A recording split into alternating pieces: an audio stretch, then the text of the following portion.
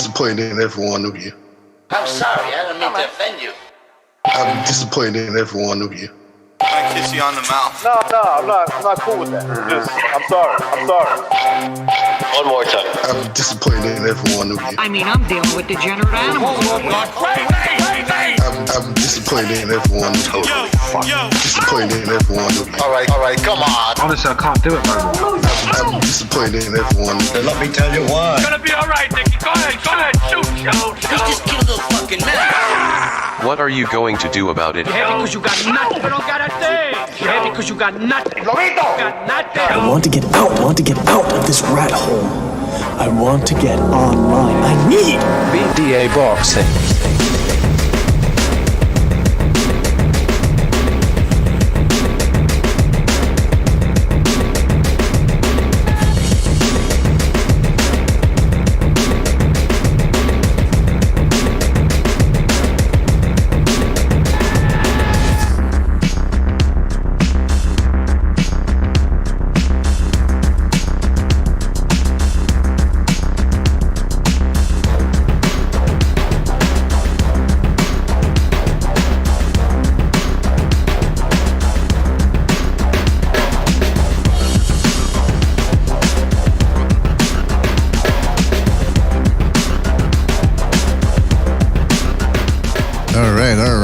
Welcome everybody to another BDA Boxing Podcast, broadcasting to you live from the True North. Yeah, it's your good friend Mr. BDA.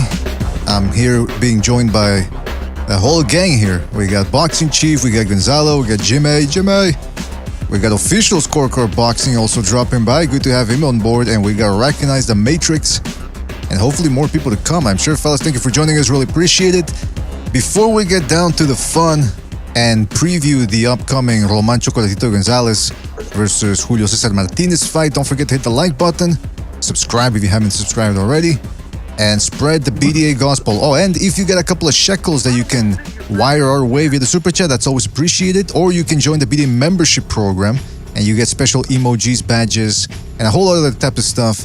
And at least you get a little bit of a bang for your buck. But like I said, the most important thing is you continue to like, subscribe, spread that BDA gospel. There's a lot of uninitiated, a lot of unwashed people out there, and they need to be purified. How about that? In any event, shout out to everybody out there in the chat room. We got Ignacio Juarez, the Canman. Oh, by the way, Ignacio, who are you rooting for? I'm not sure. I mean, if I had, I would assume who you're rooting for, but I'm not sure who you're gonna root for, man. It's not like you always root for one specific people.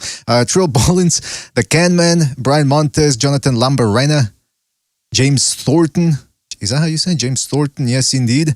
Toti Kidos, aka Soothsayer, Chris K, Rapax. Shout out to Rapax out there trucking in the free world. He says, El Martinez se lo va a echar al plato. Oh. All right, so he's making his prediction right there. Iceman, the Yes, Team Batman Boxing, and many more people to come, I'm sure, fellas. Thank you for joining us. Really appreciate it. All right, without any further ado, fellas, thank you for joining us, everybody here on the panel. We're going to be taking a look at a couple of clips here, a couple of select clips from the BDA library featuring Julio Cesar Martinez and Roman Chocolatito Gonzalez. If I may just tell people what's what here, and just, I don't want to get too much into this because we want to get to these clips, but Roman Chocolatito Gonzalez, 5 feet 3 inches tall, 64-inch reach, from Nicaragua, 34 years old, with a record of 50 wins, 3 losses, 41 stoppages. Martinez, on the other hand, he's 5 feet 2 inches tall. He's got a 63-inch reach, so they're right about the same. He's from Mexico, 27 years old. He's got 21 wins, 14 of them by knockout, and only 1 defeat. That was early in his career. The thing to consider here, though, is that Chocolatito is an old man for a guy his size. Consider this: Michael Carvajal, when he had his big upset victory over Jorge Arce, he was considered an old man. He was 32 years old. Rafael Marquez, when he got beaten up by Juan Manuel Lopez, was considered the young lion. He was 34 as well. So Chocolatito's right up there, man.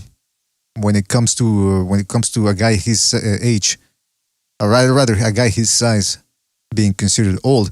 But fellas, what do you think about this fight? Any preliminary thoughts before we begin? I love it. I'm glad we're having it. It's an awesome card to put together with these two guys. It's a very losable fight for both because Chocolito's got some good power. He's got a lot of experience. Martinez is a guy moving up as a smaller guy, but he's got one heck of a motor. He's very busy. And if he can take any kind of physical strength, not necessarily punching power, but physical strength up there to be able to hang with Gonzalez, he could outwork him. That's not my prediction, but there's a possibility there. There's a possibility of an upset, and that's what makes this fight interesting. I mean, it's youth versus experience, and it's not only youth, like you said, but it's one guy's explosive. You know, Martinez. It's also yeah. It's also experience and technical ability. Chocolatito Gonzalez is superior, but Rey Martinez is young, and he takes shortcuts. He takes shortcuts in the sense that, okay, he squares up, and he volleys from left to right, and from right to left, you know, when your arms are at equal distance apart.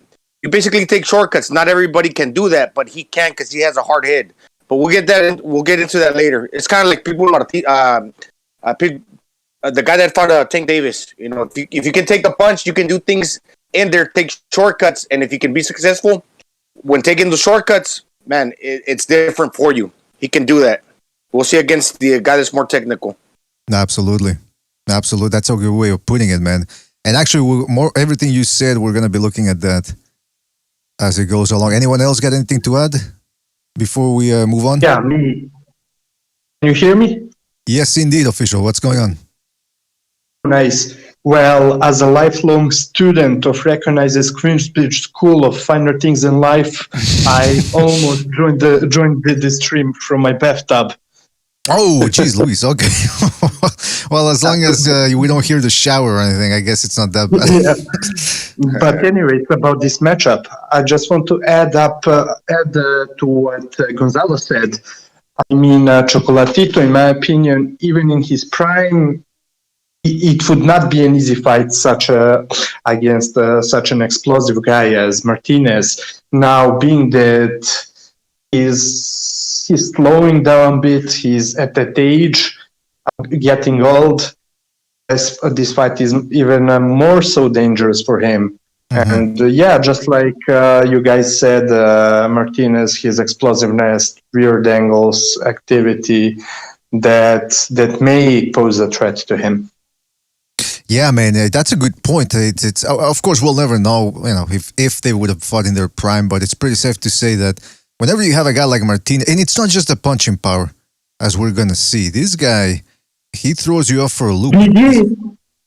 I'm really sorry for cutting you off, but I failed to mention the most important thing I want to say. To me personally, Chocolatito, I mean, for a lot of us, Pacquiao may be the greatest fighter of all time, and especially for his body of work, for his achievements. But skill-wise, to me, Chocolatito is the best fighter I've ever seen. Ooh. I may be wrong, but to me, that's Chocolatito, and by far, and I mean really by far, the best ring IQ. There are many fighters with legendary, amazing ring IQs. I would say his ring IQ put all the other all-time great fighters' IQs to shame. Wow, that's an interesting claim. I'll piggyback off of that just a little bit too. I agree that amongst the pressure fighters, that's a caveat I'm going to add to that. Amongst pressure fighters, his IQ is probably as high as any others. And I'm not discrediting officials' opinion. Sounds like you are a little bit. My caveat. Sounds like you are a little bit, just a little bit. No. His was of all fighters. My personal opinion is just the fact that of pressure fighters, Chocolatitos, when you got guys like Chavez and Cotto and Arguello, I think Chocolatito's IQ is just as high, if not slightly higher, than all the pre-mentioned fighters I just named. All right. Well, listen, that would be a good subject for another episode, man, because it is interesting. I was gonna add something to that, but I gotta censor myself here because we do have to get to this film analysis. If I don't censor myself, we're gonna be talking about this all night. I already know how I work, man, and how we work. So let's get right down to it, fellas. By the way, Jimmy and official, can you see the screen that I'm sharing? Yes, I can. It says defense. All right. Yes. Fantastic. With some funky lettering. with some stylish lettering. That's right. The type of style that only we here at BDA Boxing can provide. All right, so the way this is gonna work is I'm gonna play some clips and they're gonna be real time, and then there's some in slow motion already that are the ones that we must definitely look at in slow motion. But if there's anything that you guys want me to slow down, just let me know at any moment, and we'll get into it. All right. So let's take a look at Martinez's defense. He's no defensive wizard, but let's take a look at the good first. He's pretty good at this against Arroyo. He can slip punches. He blocks punches pretty well. He does this move, though, where he'll block shots and then he'll back away straight up. And as you can see here, you'll see another angle there where he crosses his legs. Well, not necessarily crosses the legs, but he shifts as he's going backward. And that could be a problem. There you go. See, like right there. Well, he does it because BDA, he walks in squared up, and he does that to get in position offensively to volley from left to right. Just think of like that little drum in the Karate Kid Part 2 of the movie, where, side to side, that side motion, right? Where you got your arms at equal length and you can swing them forward and transition from right to left and from left to right. Volley punches, with the same speed, like T-Rex. Right. T-Rex arm. Right. So I know he does it sometimes. Now, when you do that, you got to get close to the target. But when backing away, that's why in boxing you have the side profile, where you got one foot in front of the other, and the other in front of the other. That way you can hold off when somebody pushes you back, where you're not going to land flat on your ass because your feet are not squared up, or you can move forward, right? Right. So by doing that, when he backs up, he doesn't have a leg to stand on. He doesn't have a leg to push back and be able to support his movement going backwards. So therefore, when he's moving back, that's why he crosses his legs. He crosses his legs as a consequence of being squared up, moving backwards. That makes sense. Because I was going to say that when I was watching, I thought, maybe it's because he wants to counter off of a different angle and confuse his opponent. But what you're saying is right, because let me just show you here. Look at that. See how, you're right. Look at how, well, maybe not in that clip, but here, look at how straight up his legs are. I'm amazed he can generate power from. It's like, remember the Canelo, think about when you're not fighting. You're not like in your conventional stance, like the side profile, one hand in front of the other. And there's a reason for that. Because that's how boxers approach a fight. Because, you can jab and you could turn the rear hand. You can set up your right hand based off your jab, and you present a slimmer profile. But there's advantages to squaring up. You could cut off the ring at a 45-degree angle and prevent your opponent from escaping. But here, I think he does it. He squares up because he wants to get close. He approaches the target, and he wants to volley from left to right and from right to left, with his arms at an equal distance to fire out a two-handed assault. But by doing that, he squares up. And just think of like the Canelo Caleb plant. When you're not fighting and Canelo pushed the other guy, he surprised him. He didn't have a leg to stand on going backwards. So therefore, he flew across the press conference right there where they were standing. In other words, when you don't got the side profile, you don't got a leg to stand on if somebody pushes you back, or put some pressure on that back leg so you can't be pushed. But since he's squared up, he could easily be pushed back. He could very easily get knocked down. You could land flat on your ass. But since he's a fighter, what he's doing, he's trying to correct as he's moving backwards without having to correct positioning. So he doesn't have the correct positioning, so he's kind of just doing it as he goes along. And that's why he crosses his feet, because it's kind of like he's making it up as he goes, because he is only thinking of his offense. If he hasn't figured out the defensive part, is particularly speaking about the legs, the lower half, on how to adjust those. Because as a boxer, you have to have one leg in front of the other, but he's not doing that. Well, that explains it, man. That explains it right there. Anybody else wanted to add something about that? I think I heard somebody. Yeah, me. Both of you mentioned great things, because him being upright, that's bad, especially since he's squared up at the same time. Now, Gonzalo mentioned it. Of course, beside the bad things squared up brings, it also gives him the awkwardness, because as you mentioned, BDA, he's shifting as he's pulling back, but at the same time, he's someone who starts his combos when he's attacking his opponents. He starts them from one stance, and in the middle of his combos, he ends up being in the other stance. So he's so, I would say, he's extremely confusing for his opponents in that regard. And I would say, I also wanted to say, I see he's blocking the punches nice and well, but we will come to the other videos in the future. I'm sure we're going to see also the bad side of his guard. Absolutely. And two more things. I will be quick. So first of all, these clips are taken from the early stages of the fight, usually the first or the second round. But I'm wondering because I cannot exactly remember his style, but I would like to know how often he does the same thing in the later stages of the fight. And the very last thing, another bad thing is that pulling back in a straight line that you mentioned, but I guess we can come to that later. Yeah, but official, one thing Chris Mannix keeps mentioning with this guy, he's a switch hitter. Actually, he's not a switch hitter. He's basically just squared up. He doesn't really have a right or a left-handed stance. And occasionally he does.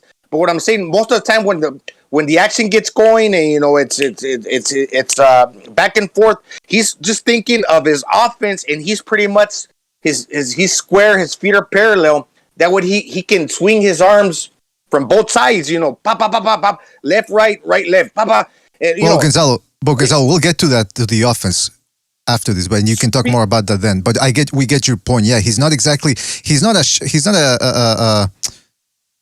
like switch hitter like Marvin Hagler or Terence Crawford, that he stays for long periods in a different stance. It's like you said, he's very concerned with just his offense, throwing his big shots, and therefore he's just liable to switch at any moment, but he doesn't stay in that. There you go. Yeah. If I may, the reason why he crosses his feet. I'm sorry. The reason why he'll cross his feet the way he does, the way he backs up. I think it's situational too. I mean, at least in that clip, it's situational. He's got good distance. The guy can't just rush into him because he's a little off balance. So the distance, to me, is the key, because even if he tried to rush in, you can see that Martinez is in position from crossing his leg from his lead left to now his lead right, and you can see that his guard is up, so his right hand is up. So in case the guy was to try to rush in, Martinez could use his right as a jab or like a hooking jab. So in case the guy came towards him because he noticed his foot was a little off balance, he was crossing his feet, I think he was in position and had the distance enough that he would have been able to stop it from hurting him, in other words. So at least in that clip, I thought the distance was effective for him, where he wouldn't have to pay for that mistake of crossing his feet.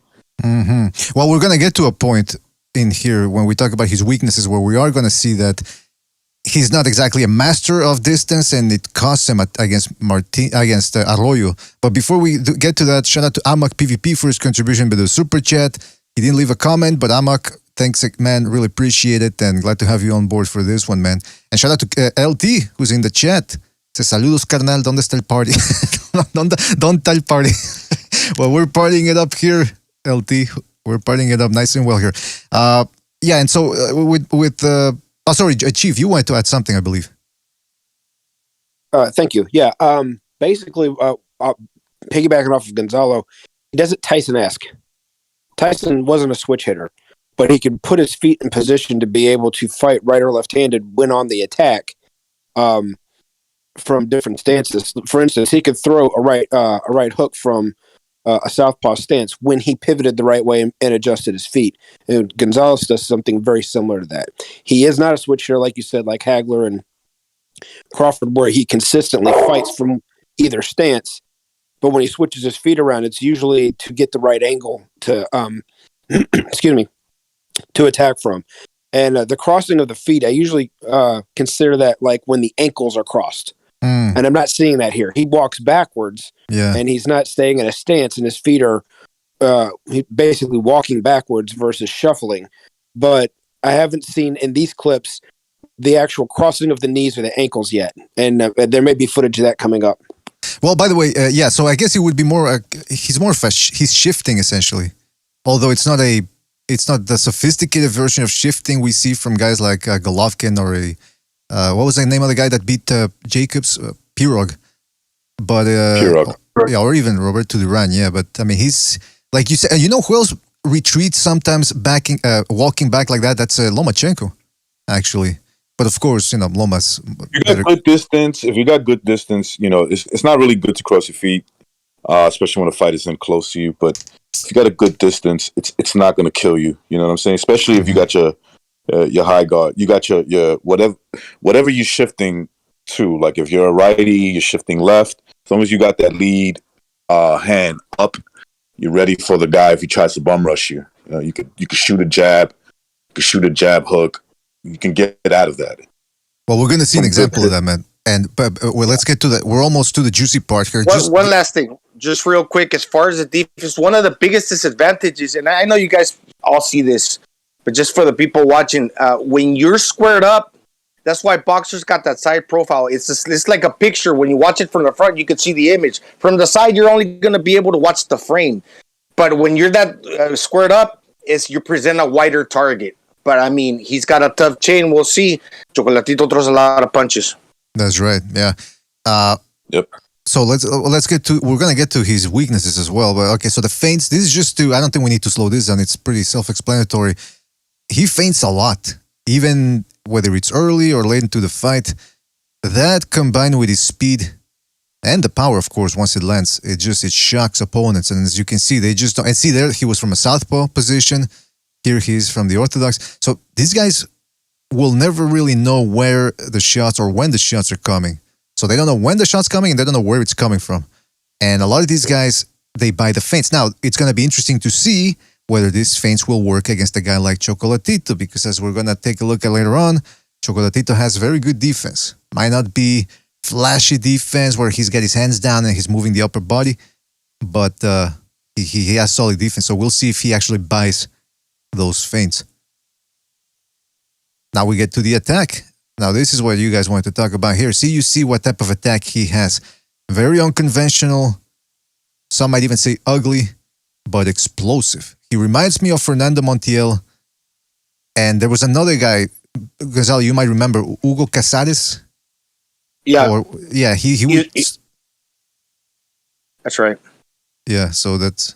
I thought you were going to say something, but yeah, so you can see here, that's what he does. He'll slip shots, just like he feints shots here. See, when he was feinting earlier, he'll dip to one side. But here what he'll do is finally he'll dip. And this is when he'll get you. Boom. That's what I was talking about, the Karate Kid Part 2, the little drum, pop from side to side.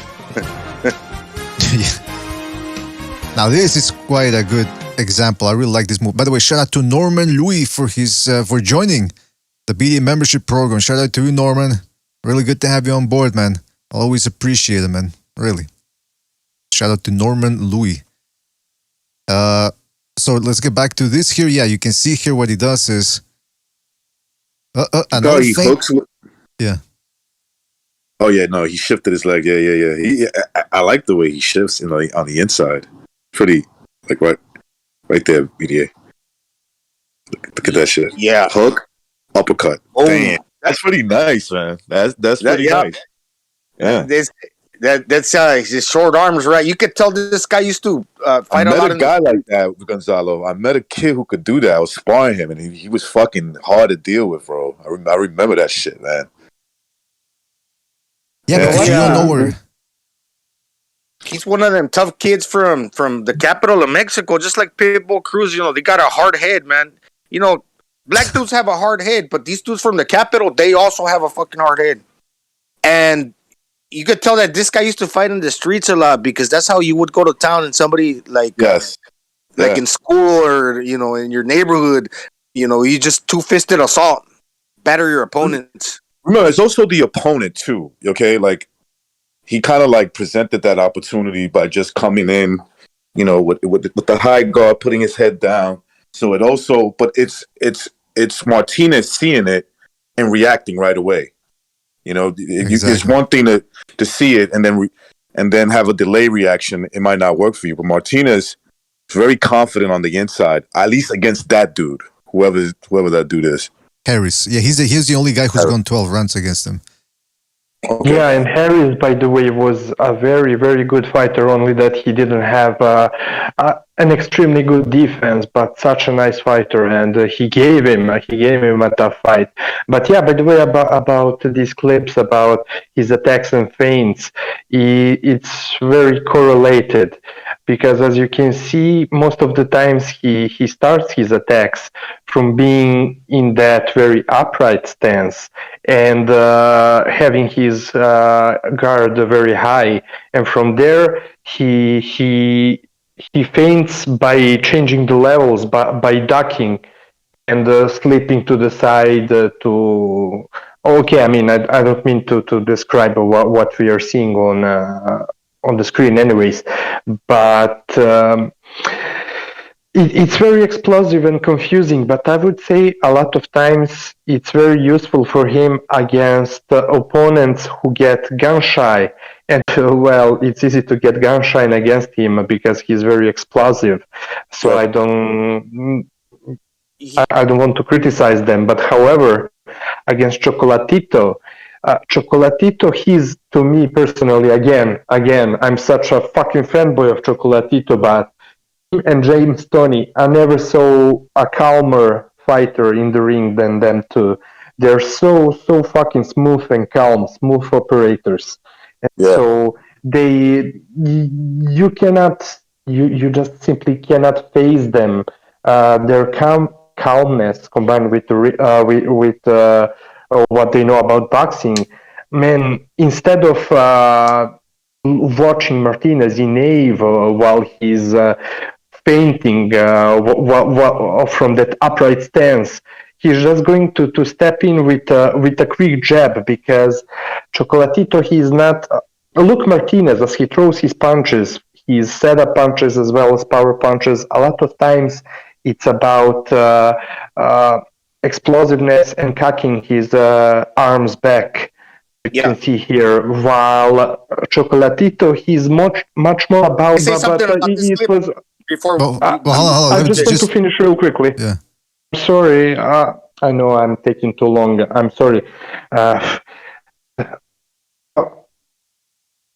Yeah, the last thing, I think that Martinez's offense also reminds me of Pacquiao. Oh, no. It's in some other clips, I think. Never mind. Go on, Gonzalo. Sorry. You lost your train of thought. I didn't mean to cut you. I was just... I know Mr. BDA is going to go... He's going to go to Gonzalez's clips. So once he passes these clips, he's not going back to these again. That's what I'm saying, because he's going to go to... well, we can... I mean, listen, guys, don't get official. You lost your train of thought. You'll get it back. Just don't dwell. And we can always go back to clips, even if we're way into another part. If you guys want me to rewind to another clip, we can always do that. Okay, then I apologize, BD. No, don't worry about it. But I do want to try to get through it, because sometimes we'll talk about the combos and we're still on the defense of another guy. So let's try to keep that in mind as well, because we're going to get to everything. Yeah. So BDA, so yes, in regards to the clips right now, so this guy, Julio Cesar El Rey Martinez, so he throws a two-handed assault, and that when I said, that he takes shortcuts, the advantage to that is that you can transition with either hand to the target with the same quickness, right? Because your arms are at equal length apart, as opposed to one hand in front of the other, as like your traditional boxer stance. But it's a shortcut because, okay, when you have your traditional boxing stance, you do that because you're protecting your chin. You wanna lead with your jab, and then you want to turn over your right-handed if you're a right-hander. because okay, you want to have like an approach where you're kind of like doing it safety first, but then you want to turn over the right hand and you want to pick and prod with your jab. But here he's not doing that. He's not investigating. He's not being cautious. He's not being safety first. He's just getting close to the target because he probably knows, okay, I have a hard head. That talent, the people that love to talk about skills pay the bills, that might be true. But if you got a certain physical attribute like speed, power, or maybe even both, you can get away with a lot of things. And that's what Martinez gets away with. But don't get it twisted. There's a certain amount of craft to what he does, because there's another clip here. Oh, no, not that one. Hold on a second.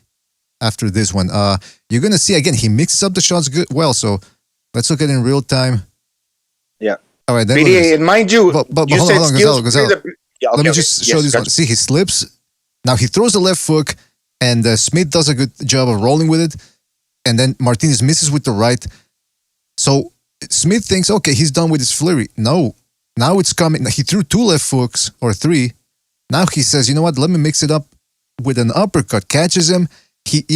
Harris eats the left uppercut, so he thinks, okay, the right's coming. So he starts trying to, and he anticipates the right, starts trying to roll with it, but it's not a right that's coming. It's the same hand. Boom, catches him, and with that same punch, Martinez essentially moves him to the middle line and tries to catch him with a right that eventually misses. But nonetheless, you can see how there's a certain craft to him. He's setting up things. Every punch sets up the other, trying to move the other guy or just essentially trying to confuse movement. him. Yeah. He's got more awkward movement on the inside with those feints, bro. It's pretty impressive, I gotta say. It is impressive. Yeah, it's going back to the whole him squaring the feet. That every punch sets the other, because as you throw a heavy shot with one arm, the weight gets put on the other side to where he's loaded up on that punch. It's, like when you're driving, let's say you're like, there's like a drunk driver that veers off the lane. What's the natural reaction? To veer back on, right? Mm-hmm. So when you go heavy and you veer to one side, you're loading up on that side, meaning that side's prepared to punch because you've already like loaded it with all the weight that you could swing into with power. And since he got the short arms, he squares up the arms at a equal distance apart, that he can go from he can volley back and forth, with quickness, and he's loading up on every shot, and that's pretty impressive. Another advantage, squaring up, when you said opponent is trying to escape, you can dash to either side at a 45-degree angle and trap his escape route. Basically, right. So you square up, you go one side, I'm going to do a 45-degree cut to my left, or I'm going to do a 45-degree cut to my right, meaning that I'm like a compass, I'm cutting you off, from escape. Yeah, that's the benefit. And that's why a lot of people forget about that they can use hooks to stop a guy from moving side to side, but just so many of them focus on the straight shot because it's the quickest. But yeah, man, if you want to go all out, you can throw a bunch of hooks, and that way you stop. I mean, that's what Salido did to Lomachenko in a way. I mean, along with a couple of other tactics, but essentially it was just hook, and just boom, you freeze him on the spot. And along with the weight that he came in higher weight, so he's throwing hooks and he's just running forward, right? Exactly. He's taking that big shortcut. I'm just going from right to left, from left to right, and I'm just bigger than you, and I'm just overwhelming you. Now here you can see the defensive holes he has, because we were showing you the good stuff from him, but now let's take a look at the bad. With that high guard, I'm gonna take a look at more examples. I'm gonna show you more examples rather later. But see, with that high guard, he's way open to a nice jab to the body, and Harris threw that a couple of times, but he just wasn't consistent. The time you want to really catch Martinez is in between his shots, because he drops his hands. He's also liable to get hit with jabs. Here, as you can see, what's the big mistake? He comes in, drops his hands. Look at that. Look at how that's why I say you can catch him in between his combos, but it's just that he's so quick, and the fighters he's fought just aren't really up to par. Although Arroyo, even though he ended up quitting, he's one of the most technically proficient fighters that he's fought, and he was able to catch him with some big shots. Yeah, Arroyo is very underrated. And in those clips, I see two things. Well, one, I mentioned it earlier, that he starts his attacks from the top right stance. But the second is you can easily manipulate his high guard even when it's up. And we're going to see how Chocolatito is doing in the later clips. Yeah, Can you rewind it back to where he dropped Martinez, Arroyo? Yeah. And that's going to be an example of him backing straight up. He's not even. He's not As a matter of fact, you don't even need to do it because you just took it from me. Yeah, when he backs straight up and the fighter rushes him, that's where he gets in trouble, right? When he crosses his feet and he's got good distance, he sees where you're at. Of course, he's not going to pay for anything. So in a way, it's fine, but it's also a bad habit because all the fighter has to do is pressure you, follow up on those punches, and he'll drop you like you did right there. You don't have a leg to stand on. Yep. I don't think he got hurt, but he just. But you know what I mean. It allows it's pressure. It's the pressure, whether it hurts you or not, or it just kind of like catches you off guard. It's still a defensive lap. It's part of his what's the word? A lack of like being a pure boxer. You know what I'm saying? Yes, right. I see Martinez more of a street fighter who can box. You know, he has conditioning that he can go 12 rounds and stuff like that. You know, right? Because even go ahead, Chief. Yeah. Well, when your weight's on your heels, I mean, which part of your foot's longer, the front or the back? We know it's the front. Mm-hmm. So when your feet are squared, and like Gonzalez said more than once, when you don't have that back foot to put that pressure on, we used to call it grounding yourself, so that you had balance and you had a foundation. When you don't do that and you suddenly have to be pushed backwards and your weight's on your heels, there's nothing to catch you, just like Gonzalez been saying, and that's what led them. You saw his head turn, so he was stunned a little bit. And you see it following up here, boom, boom. And then boom, and he's not overly hurt. It stunned maybe, but there's nothing when he's going to try and move backwards. Right there, there's nothing for him to brace himself with. He's not grounded. Yep. Same thing happens to Keith Thurman. Keith Thurman moves laterally from side to side, and sometimes he gets dropped. But this is different. The thing also, you know, that when you're squaring yourself up like that and you don't have a leg to fall back on or to stand on. Okay, when you got that side profile, you can see from your peripheral. You can see punches coming from the corner of your eye, and with that bird's eye view, like you can see it from an angle, and you can also roll your neck. So if you see a punch coming from your peripheral, you can see it when it leaves the shoulder, and you can turn your neck to the side, and you can avoid because you most of the time they won't land; they'll just glance because you got that angle, that line of sight. That's all. Yeah. But look, you know what? Yeah, it's like you said, Gonzalo, that's a good point. From being close up, first of all, look at how close he is to Arroyo. And now his feet, look at how squared up he is. Backing up straight up from that distance, that close to Arroyo, with his hands down. I mean, he was just asking to eat a big shot, chin up in the air. I mean nothing phenomenal that Arroyo did. That's just boxing 101. Guy comes at you in that close range with his chin up in the air. You do what Arroyo does, and because he got some fundamental flaws, which is it doesn't mean that he's a terrible boxer. He's very good. He's strong. He makes up for it in a lot of other ways.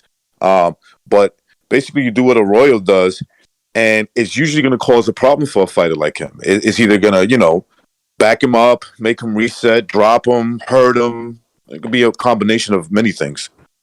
Exactly. Yeah. Mr. BDA. Yes, Jimmy, please. What's going on? Yeah. All right. So my only experience with this kid, watching him live was when he got the three rounder with the kid stopped on the cut, no decision, Arroyo, right?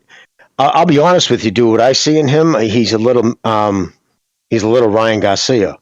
Oh, fights a lot of the same things, a lot of the same deficiencies. Very quick. Explosive hands, doesn't punch as hard because he doesn't put as much weight on his punches, doesn't step over his toes as much.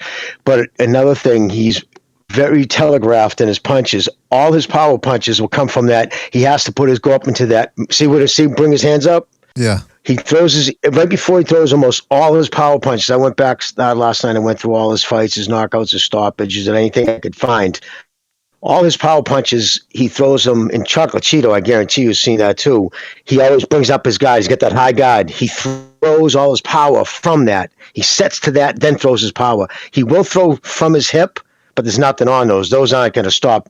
A hip punch from that far out isn't you, unless Chocolatito's just finally grown old overnight, and the little guys do tend to grow old at a younger age, although Donaire's blowing that thing up. But yeah, very flat-footed, hasn't fought much in the way of talent, very thin resume because he's only fought 14 fights, can't hold that against him. He's actually fought some decent guys in 14 fights opposed to a lot of other fighters, but a lot of, not good records. Even the kid he beat, who was, when he fought him, was undefeated. He's now going on to lose the next 3 fights. You know what I'm saying? So when they stepped up his competition, so he's never seen anything like Chocolatito. You know what I mean? Nothing like Chocolatito. Chocolatito has probably got the highest ring IQ of anybody boxing right now. Even in his only because of that, it's his age. Prime Chocolatito would destroy this kid. Right now, but this way, I don't think they would even try to match a Prime Chocolatito if Prime Chocolatito was fighting at 115. Obviously, he wasn't at 115 when he was in his total prime, but at a 115, Prime Chocolatito would work this kid just because his offense is very televised. It's very, I say it's televised. I mean, not televised. Telegraphed. Thank you, brother. And backs up with his head up. Keeps his head up and keeps it on a straight line. Jimmy, let's keep looking at the clips because we're precisely on that part where we're talking about his deficiencies here. Jimmy's 100% right.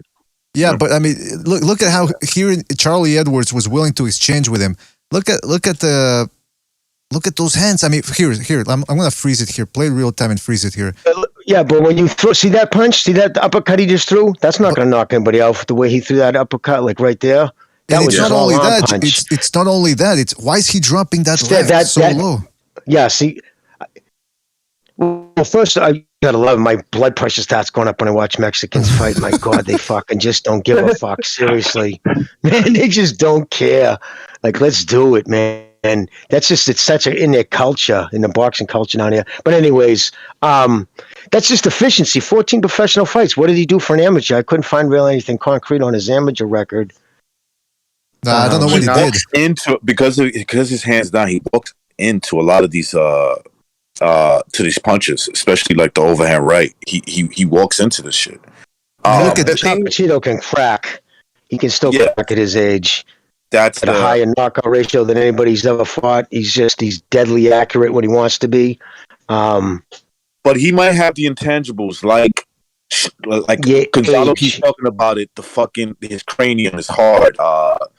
He's younger. He's got, he's strong. He's got power. And so those are the things that he's gonna need to beat somebody like Chocolatito, because when it comes to technical ability on the inside, especially, he's no match. From what I'm saying. I don't think there's not too many people out. But the thing is, he was, when Arroyo put him down, when he got, it was a knockdown, it was a legit knockdown. He was rocked. Absolutely was rocked. He was actually double rocked. First, it was rocked from a side, I think a right cross to the side of his left head, more of his head. You could see his left knee go whoop, slip a little. You could tell that guy is fucking. I'm showing it here. Yeah, we watched this. Yeah, Jimmy, right there, that left. Jimmy, right there. That one hurt him. See how he stunned and he stayed still?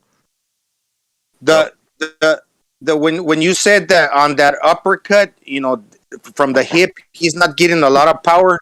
Yeah, probably. But one thing that I do see with that, it's a sudden uppercut. And what I think Mr. BDA mentioned is he carries a lot of momentum in his shots. When he throws one, maybe if that shot ain't powerful, he's just building up to throw more momentum on the second one. He's like a little tsunami.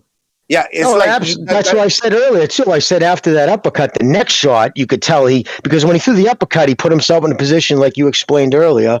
Once he threw that half-hearted uppercut, but then he was twisted to his left, cocked into position, and when he swung back with the left, they always say, "Man, it was one of the best camps I ever had." But they get into the ring that night in the fight, and they realize they grew old overnight.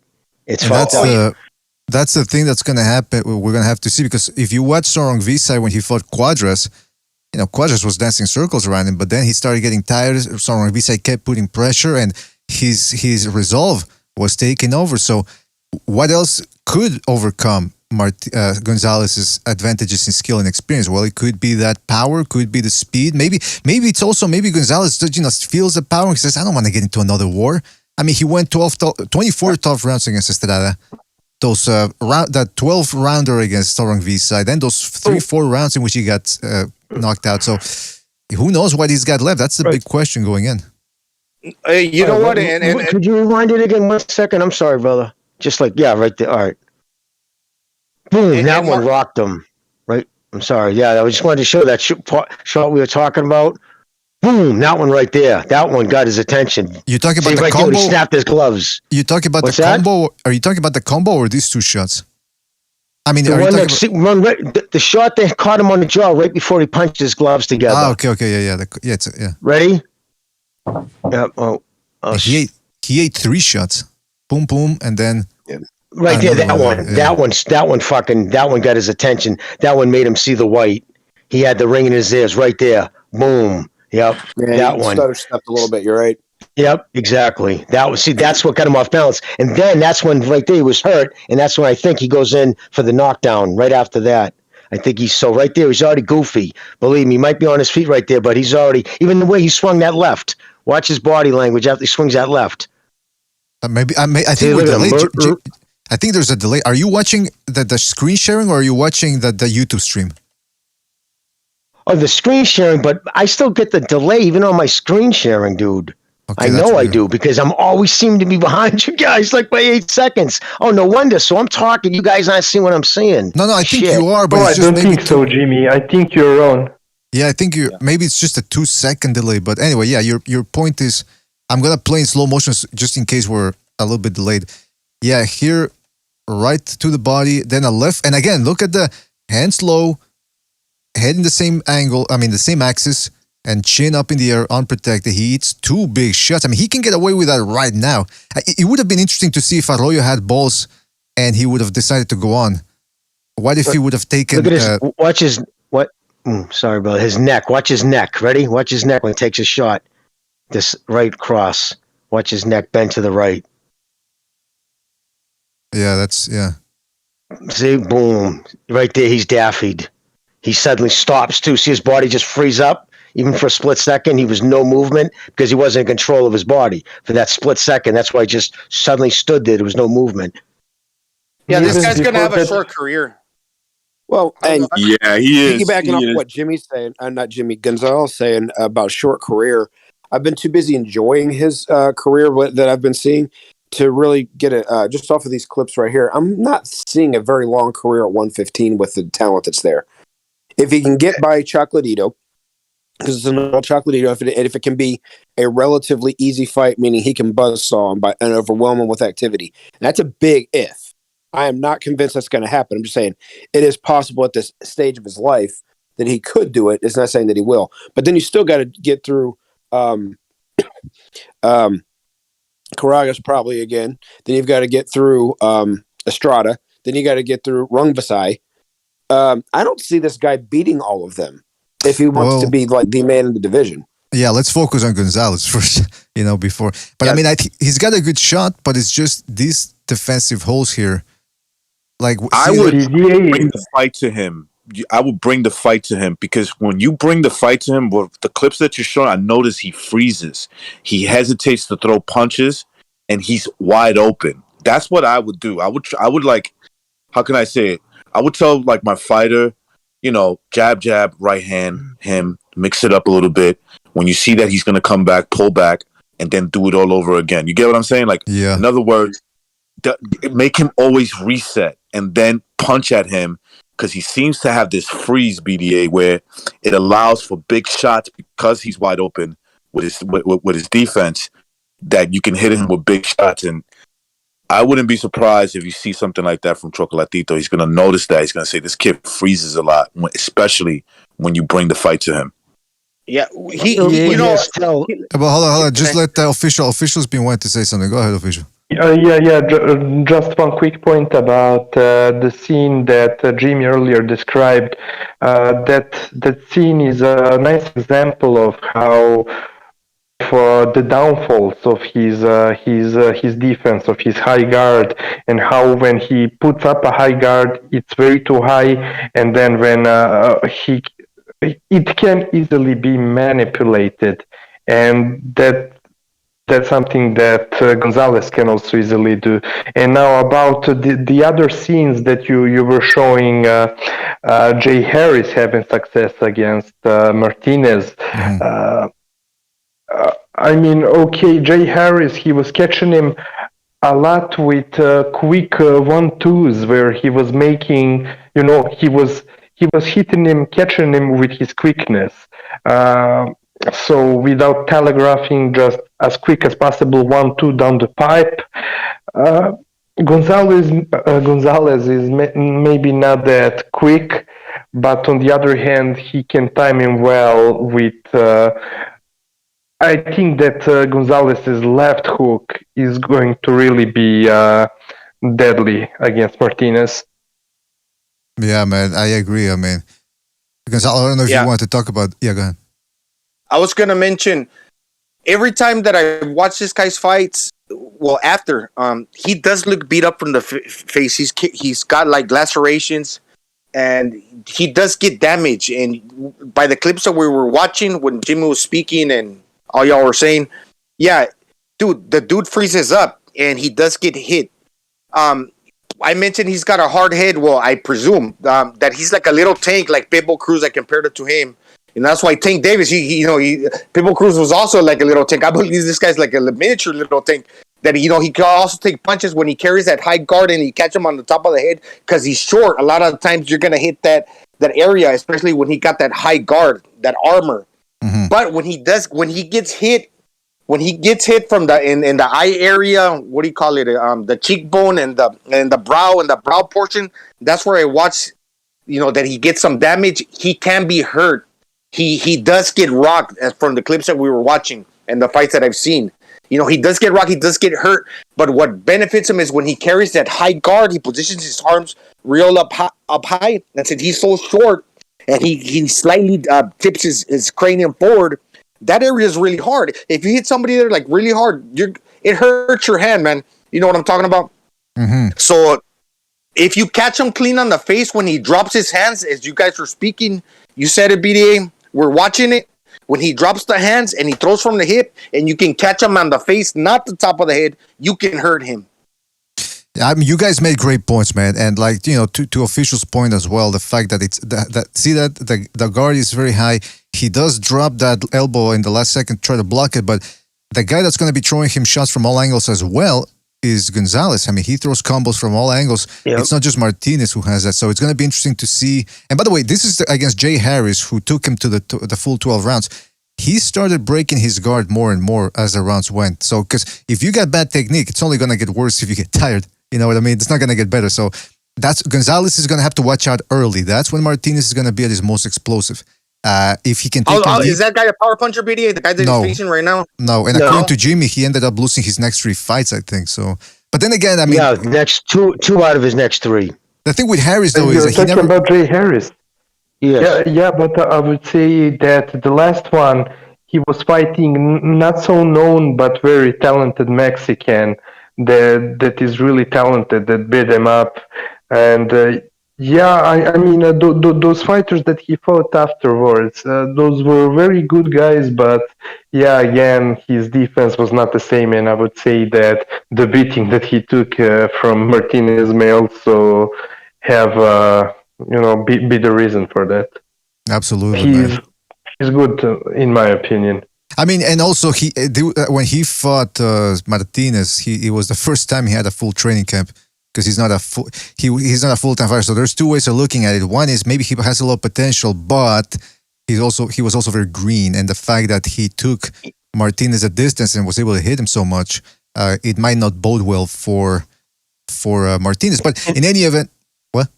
And by the number of his fights, it was probably the same with Martinez. It was he was probably fighting cans because he didn't have many fights like most guys to look good against to get your rounds in. It's when he stepped to that next level, you know what I mean? There's levels, and eventually you're at the championship level, all the top dogs. He just might, sometimes, not everybody, right? It's just a handful make it to the top. Everybody hits that level, and some guys get exposed to that next level, and it seems this level, this is where he limits out, because losing 3 out of 4, his last 4 fights, Probably tells you, because again, like official said, it was against good opposition. So maybe that's his limit on that kid. But he has tells too. This kid Martin. Every time every time he feels a punch, he doesn't. I'm not talking about being like rocked or even dazed, but if it's a good clip to his head and he feels it, he punches his hands together. He does it every time. Yeah, I've been watching his videos. He's got some tells. And again, that's 14 fights. Right? Well, that's how the many fights thing. did he have? You know, let's not forget the context here. It was supposed to be Estrada in there against Gonzalez, and a month ago he said he wasn't going to be able to make it, so they brought in this guy. I mean, you got to give Martinez credit, man. The guy's stepping up from a lower weight class, moving up and fighting a guy that's much more experienced than him. That's why I understand. I mean, to me, it's still a very dangerous fight, man. Don't get it twisted. And we're gonna get to Gonzalez's. We're gonna get to Gonzalez's own deficiencies here as we move along. Obviously, his people have huge confidence in him, because that kid right there is a kid you could make money on. He's like, you know what I mean. You match him right, you could bring him right to the at least championship level, make some coin. So the fact that throwing him in with Gonzalez, they think they get a Bam Rodriguez type situation here. Well, we'll see what happens, man. We'll see what happens. He's dangerous because he's taking the shortcuts. What I'm trying to say is, like, skills don't always pay the bills. He throws all caution to the wind, so he's very offensive-minded. And that has great advantages, but it also has, like, it causes other things to go wrong defensively and many things. You know, you guys know the boxing game. Absolutely. But the advantages that brings is like what we mentioned. He can switch with the two hands, you know, where he can hit you and assault you, you know, back and forth with the two hands with the same quickness, and he can get close to his opponent. And we saw it right now. But, you know, what I'm trying to say is that his style does reap him rewards in a lot of ways, right or wrong. Absolutely, man. It's you don't always have to be technically proficient. You don't always have to be well schooled. Don't get me wrong, it helps. And I would rarely advise somebody, hey, fuck the skills. But some guys, they start out, they find out by themselves what works in sparring and so on, and then they develop their own style. With that being said, let's go back here to the film analysis and look at Gonzalez's strengths and his weaknesses and see what he's all about. Especially now, we're not going to focus too much on the fights, you know, from his prime. That would be wrong. We got to really get back to the last couple of fights, the last two fights or three, and see that's all about. Hold on a second. Where am I here? And it's curious to see how much fight Gonzalez still has in him. I mean, I think he got hosed the last fight. I wonder if he's bitter, but no, he doesn't. He seems like the type who rolls with it. Yeah, but how long ago was that? Because that was his last fight. Yeah, that was a year ago. Yeah, that's right. Yeah, it's been a while too at his age. Class with only one fight. This is not a good sign, even though. Right, even though the flaws we've seen in Martinez, a near prime, because he's past his prime a little bit, Gonzalez should still be able to capitalize on, but ring rust creeps up big time, especially with long layoffs, and the older you are, the more it creeps up. Well, let's take a look at Gonzalez's defense here, and it's like I said, it's pretty basic, but it's quite. Look at that. See how he's able to parry shots. He can roll with the shots. He weaves under shots, blocking shots to the body. And look at this. Can you slow down that sequence? Which one? Yeah, that one. I think. No. Go forward. Go forward. Yeah, that one. Okay. By the way, just to be sure, because I do think my signal has a delay. Just tell me that the minute and the round and all that. Are you talking about the one that right now? That's 2:14 round 3. Okay. Exactly. Thank you, BDA. No problem. So you see how, man, he's able to walk in between the raindrops. I mean, he gets in, he slides from mid-range to the inside to smother the opponent, and then as not only he's pivoting on his left foot, but as he pivots, he also changes the range again. He smothers his quadras here, chest to chest, and then when quadras is preparing to throw a short-range uppercut, just steps out as he pivots. That's a he good does it also in the next following clip,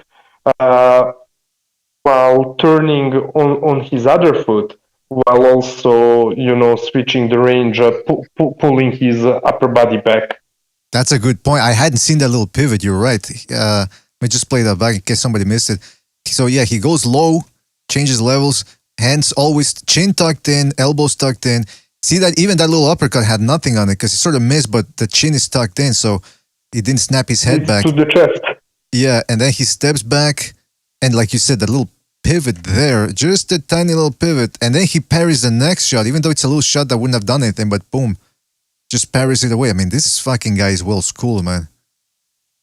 And in the next clip, the following clip, I think he does the same thing, but on the other foot.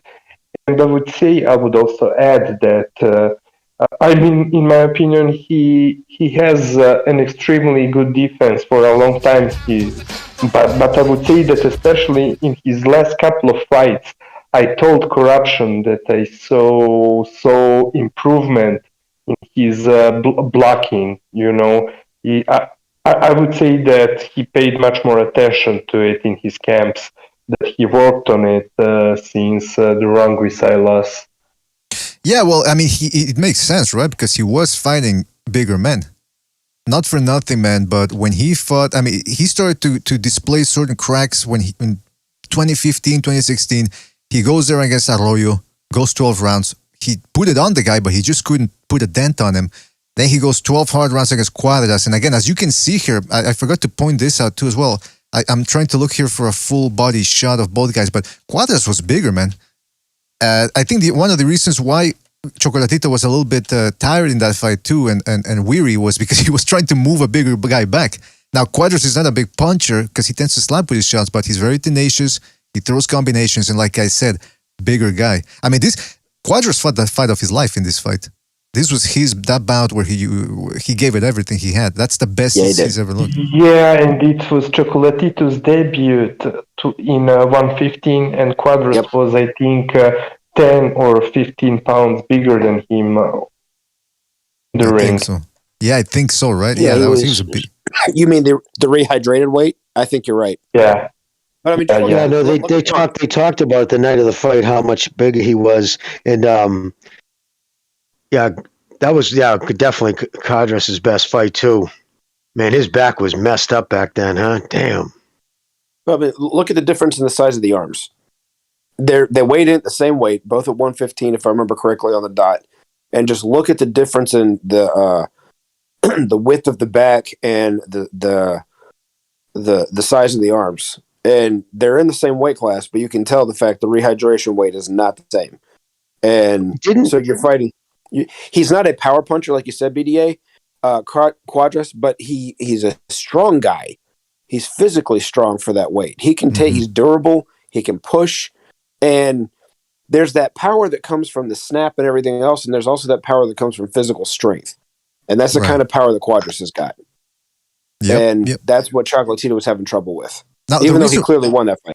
Yeah, the reason why I chose Cuadras, even though it was 6 years ago, is because he has similar style, or as close a style to Martinez as Chocolatito has ever fought, because he does tend to lead sometimes with wide shots, and so that's the reason why I chose him, because I wanted to see how Gonzalez dealt with that from a defensive standpoint. Real quick, shout out to Chris K, aka Undercover Asian, for his contribution with the super chat. He says, if Choco isn't shot, he finishes Martinez, who is too hittable.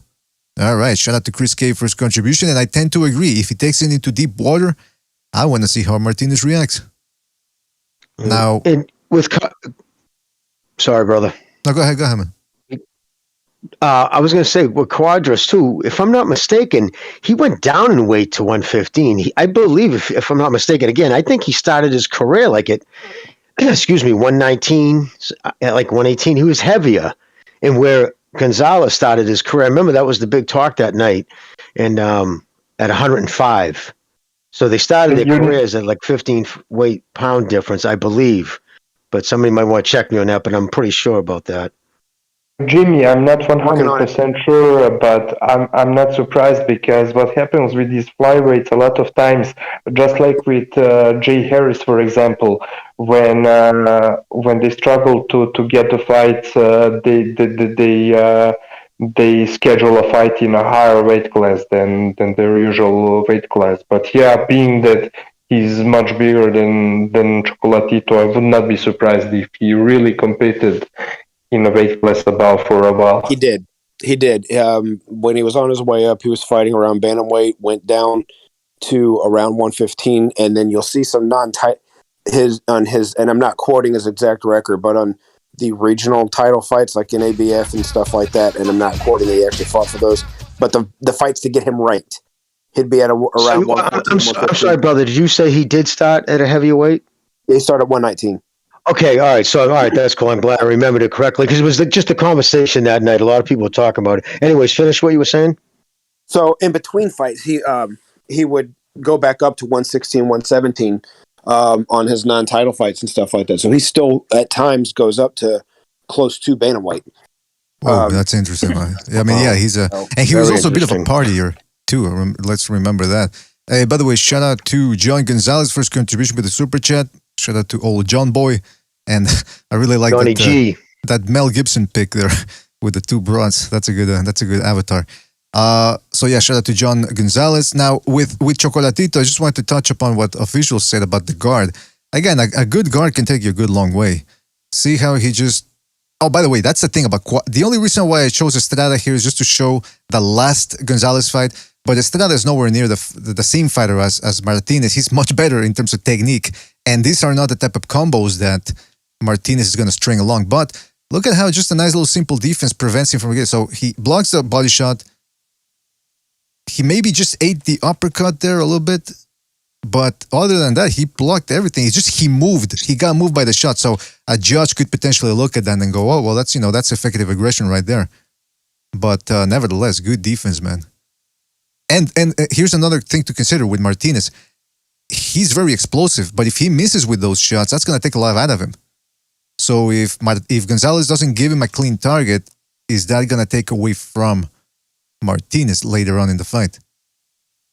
That's the other reason why I chose the Yageashi fight is because it's sort of like a similar style to well, at least in terms of the stance to Martinez. But look at how Gonzalez he rolls from the inside with the shots with the shoulder. See that the hand's not up, but at least he's tucking the chin in behind the shoulder. Unlike Martinez, who just has that chin up in the air there.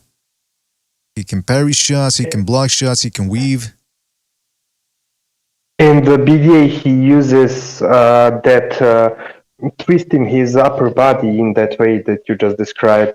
Is a huge part of his boxing and it fucks up his opponent's timing because all of them are usually, when you attack them with your 1-2s and they're expecting your left hook but he always, as he throws his right hand, instead of following it up immediately with his left hook, he waits for a second, hidden behind his right shoulder, waits for their counter, and man, he can throw that left hook off beat and totally confuse them. Yeah, he's well. We're gonna take a look at his offense now, man, which is really the best part of his game. And against Yageashi, who is a mobile fighter, he did that, going to the body with straight rights and then just following it up with other punches like here. Jab, jab, jab, jab. Oh, right hand to the body.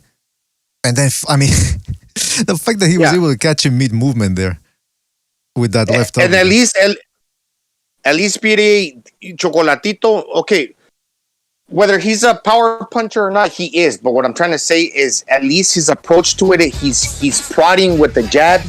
He's using it as a rangefinder while preparing to land that right hand to where, he's gauging it. Then he does a calculated approach as opposed to the all-out Martinez, who just throws caution to the wind but needs to get up close and just does it as he invents it as he's going along. This guy actually has a technique how to come in and set up that right hand. So it's calculated. At the same time, what I'm trying to say is he's not risking a whole lot when he doesn't need to, as far as like when he's testing the waters in order to get into that zone, into the fire zone to exchange punches. Exactly. So he probably can get the initial attack when you're testing the waters to see if it's cold or hot. He can get the initial reaction for Martinez to commit first, and then and be able to see what he's gonna throw to be able to counter him in the initial attack. Therefore, he beats him every time because he's got the advantage in the exchanges. In an exchange, he's gonna be slower, but he is more precise and he is more defensively responsible. And this is what Martinez has to be wary of: exchanging with Gonzalez, and what happens if Gonzalez catches him with one shot here in between. Maybe not just one shot, but what about if he starts, stringing those combos together? Just want to talk about this clip here. Actually, before I do that, shout out to Chris K for his contribution with the super chat again. And he says, Martinez chin up style, McWilliams almost finished him. Yeah, man. I mean, he lives by the gun and he dies by the gun. Chris K, shout out to you for your contribution. Excellent comment, man. Excellent comment. Okay, BD. So if I can be always first and you're second, how does that work out? Because I basically was able to throw my shots in between yours, but I'm landing first all the time. Roman can do that because he's also quick, but when he makes the other guy commit first, he can be the one to create the reaction from him, but he can always land first and so forth in continued rhythm. That's what I was trying to say, basically. I don't know if that makes sense.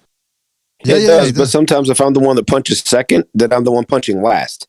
So you may start the exchange, but that's right. I'm finishing it. Yeah, because you're watching also the energy that your opponent's bringing, and you're waiting for him to get tired. So it's all situational when the fighter's thinking in there. And I'll tell you, I think what punch is going to be prevalent that night for Gonzalez, Chocolatito will be the third punch, the left cross to the liver. I think he's going to do that a lot. I think he's going to, if he catches him in, mid punch, or if when he's in the high guard, the jab, maybe a right hand, but he's going to drop that left to the liver. He throws an excellent three-piece combination, and I think he's going to touch up to bring the hands down. You watch, the more times he touches that liver, that high guard will get less and less high, and that will affect the other dude's power punching because all his good punch comes off that stance. That's right. That's right. And he very good shifting of this is the clip I wanted to show here. One of the ones that I wanted to show where, see, he dips, and then he comes by with the combo. Let's look at in slow motion. So he's coming in slow, changing levels, everything tucked in like a turtle, rolls with that shot, ducks under that one, keeps coming forward. Little right, sets Cuadras up. Body shot, very hard to... I've always had difficulty landing a shot that close because you can't really see anything properly. It's practice. And then he uses the elbow to sort of pin Cuadras into position. Now notice that's what I was referring to. Notice how the elbow has, because Cuadras has a high guard. So you're blocking him from doing anything here by putting that elbow there and also sending him up to push him a little bit to where you want. And then, boom, right hand. Maybe not the cleanest right hand, but let me tell you something. It shook Cuadras up a little bit there. So very good job. This is the type of guy who, it's all drilled. And he can do this on top of this, as we're going to see later. He can do this even when he's tired. That's the most dangerous thing. If you got your chest close to your opponent's chest, maybe that's when you can square up sometimes. And as long as you retreat, getting back in the correct position where you can push back off your front foot and have that back foot to support yourself and or pivot or whatever you want to do, that works out for you.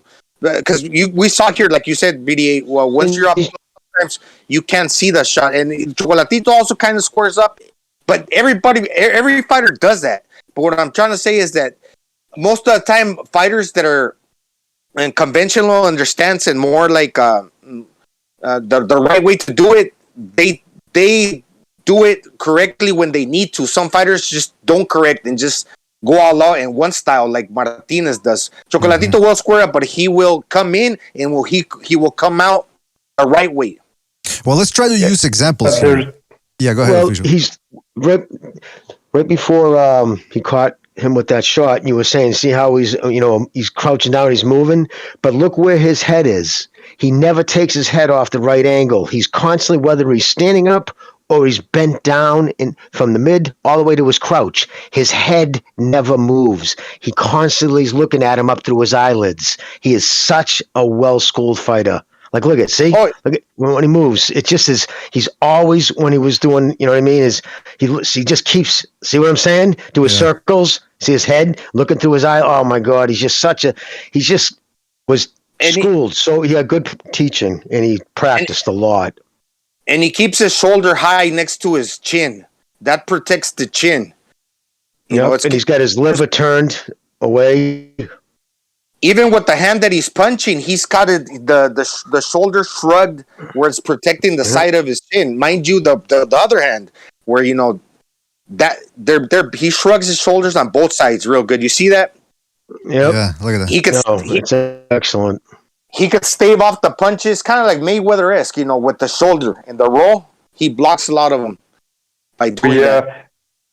And he knows distance, man. His distance is so good. That's how he's like. You always seem like, wow, he just slipped that punch. Because he practiced so much. He's just got his distance down. He knows.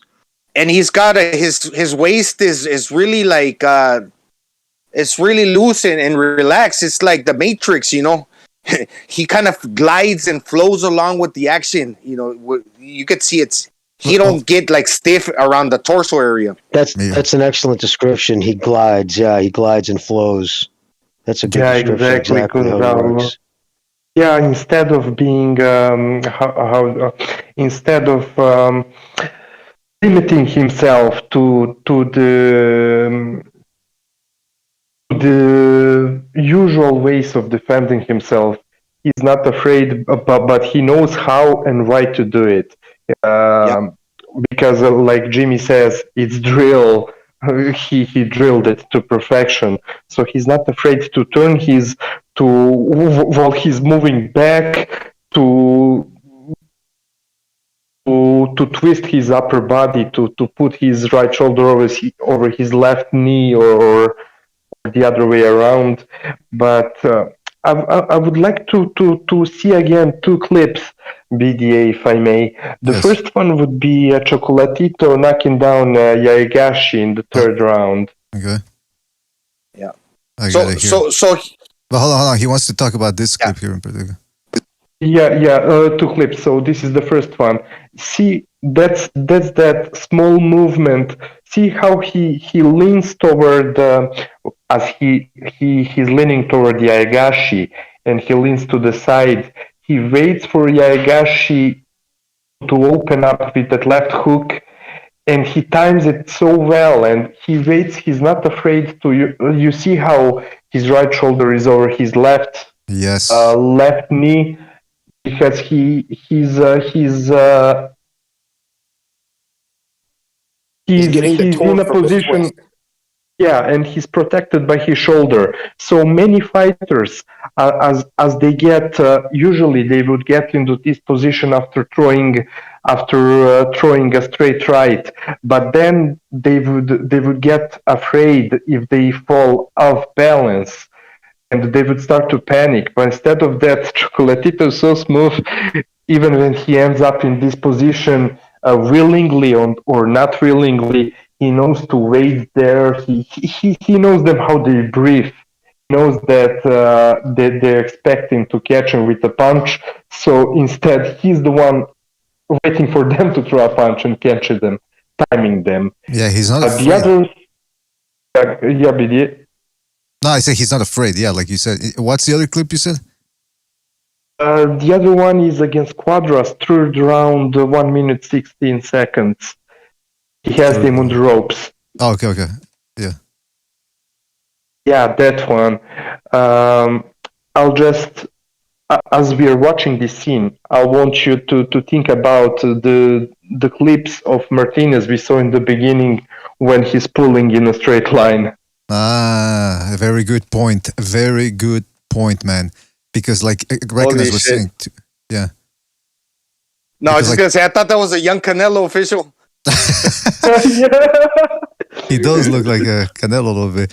But I want to point something about that too. Like you said, Martinez, is unless he corrects it, he's probably going to be retreating in a straight line.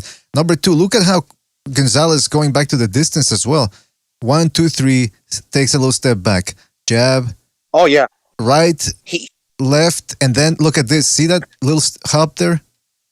When he... Yeah. He's not smothering himself. He may be from Nicaragua, but he reminds me of Duran. Because Duran, as good as he was, I'm sorry, Gonzalez, please forgive me. As good as Duran was being a pressure fighter, he was just all around. He could move. His head movement was good. His footwork was good. He could throw combinations. He always knew his distance. He never smothered himself. And I've forgotten how much I really enjoyed watching Chocolito fight until tonight. Gonzalo, I'm sorry. Your turn, buddy.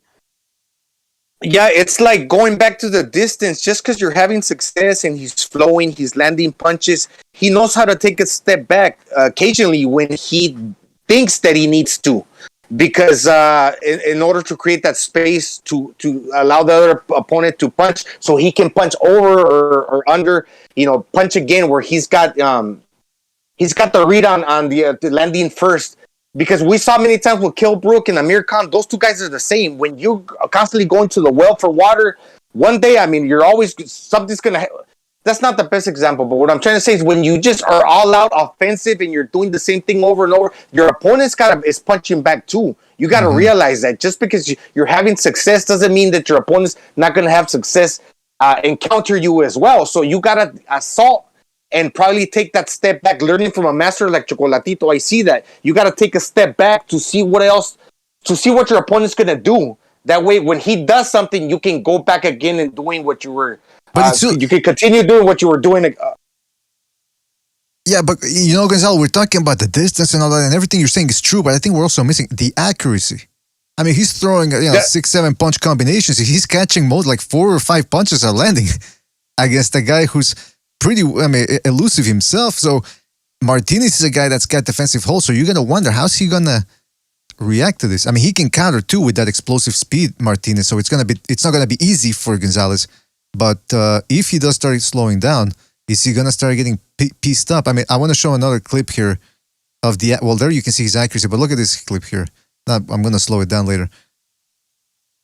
All right, so he's inching his way forward. And there's some deception there. See how is it going to be a lead right? Because that's what he likes to throw too as well. Lead rights. No, it's not a lead right this time. It's a left upstairs. Then he dips back to his right. A 1-2. And look at this little... see that? Little movement on the inside via... He's pivoting off the uppercut or changing angles via the uppercut. And then a left down the middle or through the middle. I don't know if it landed or not, but it's just that type of combination plus the head movement, the foot movement, it just confuses the crap out of you. And it tires people out. Yes. So in this scene, 2 things that are very nice to see. See with that shovel hook that he hits Quadras or little Canelo with. You see how he can throw, he's able to throw an extremely short punch on the inside, chest to chest, and be accurate, as you mentioned, but also when he judges the distance well, when his opponent is pulling back, you see how wide, how long that shovel hook was. So he can even throw those same punches much wider. And the other point is about those angles. People need to rewatch Chocolatito against Villoria. That's exactly how he killed what's his name, Villoria, the whole night with angles, and then as he's expecting punches upstairs, he throws them to the body. He was killing them with those body shots. He lets his hands go, Chocolatito. He's so fluid that he hardly wastes a lot of energy. He can throw punches. It's like perpetual motion. Like those watches, they don't have a battery. They just go on motion alone.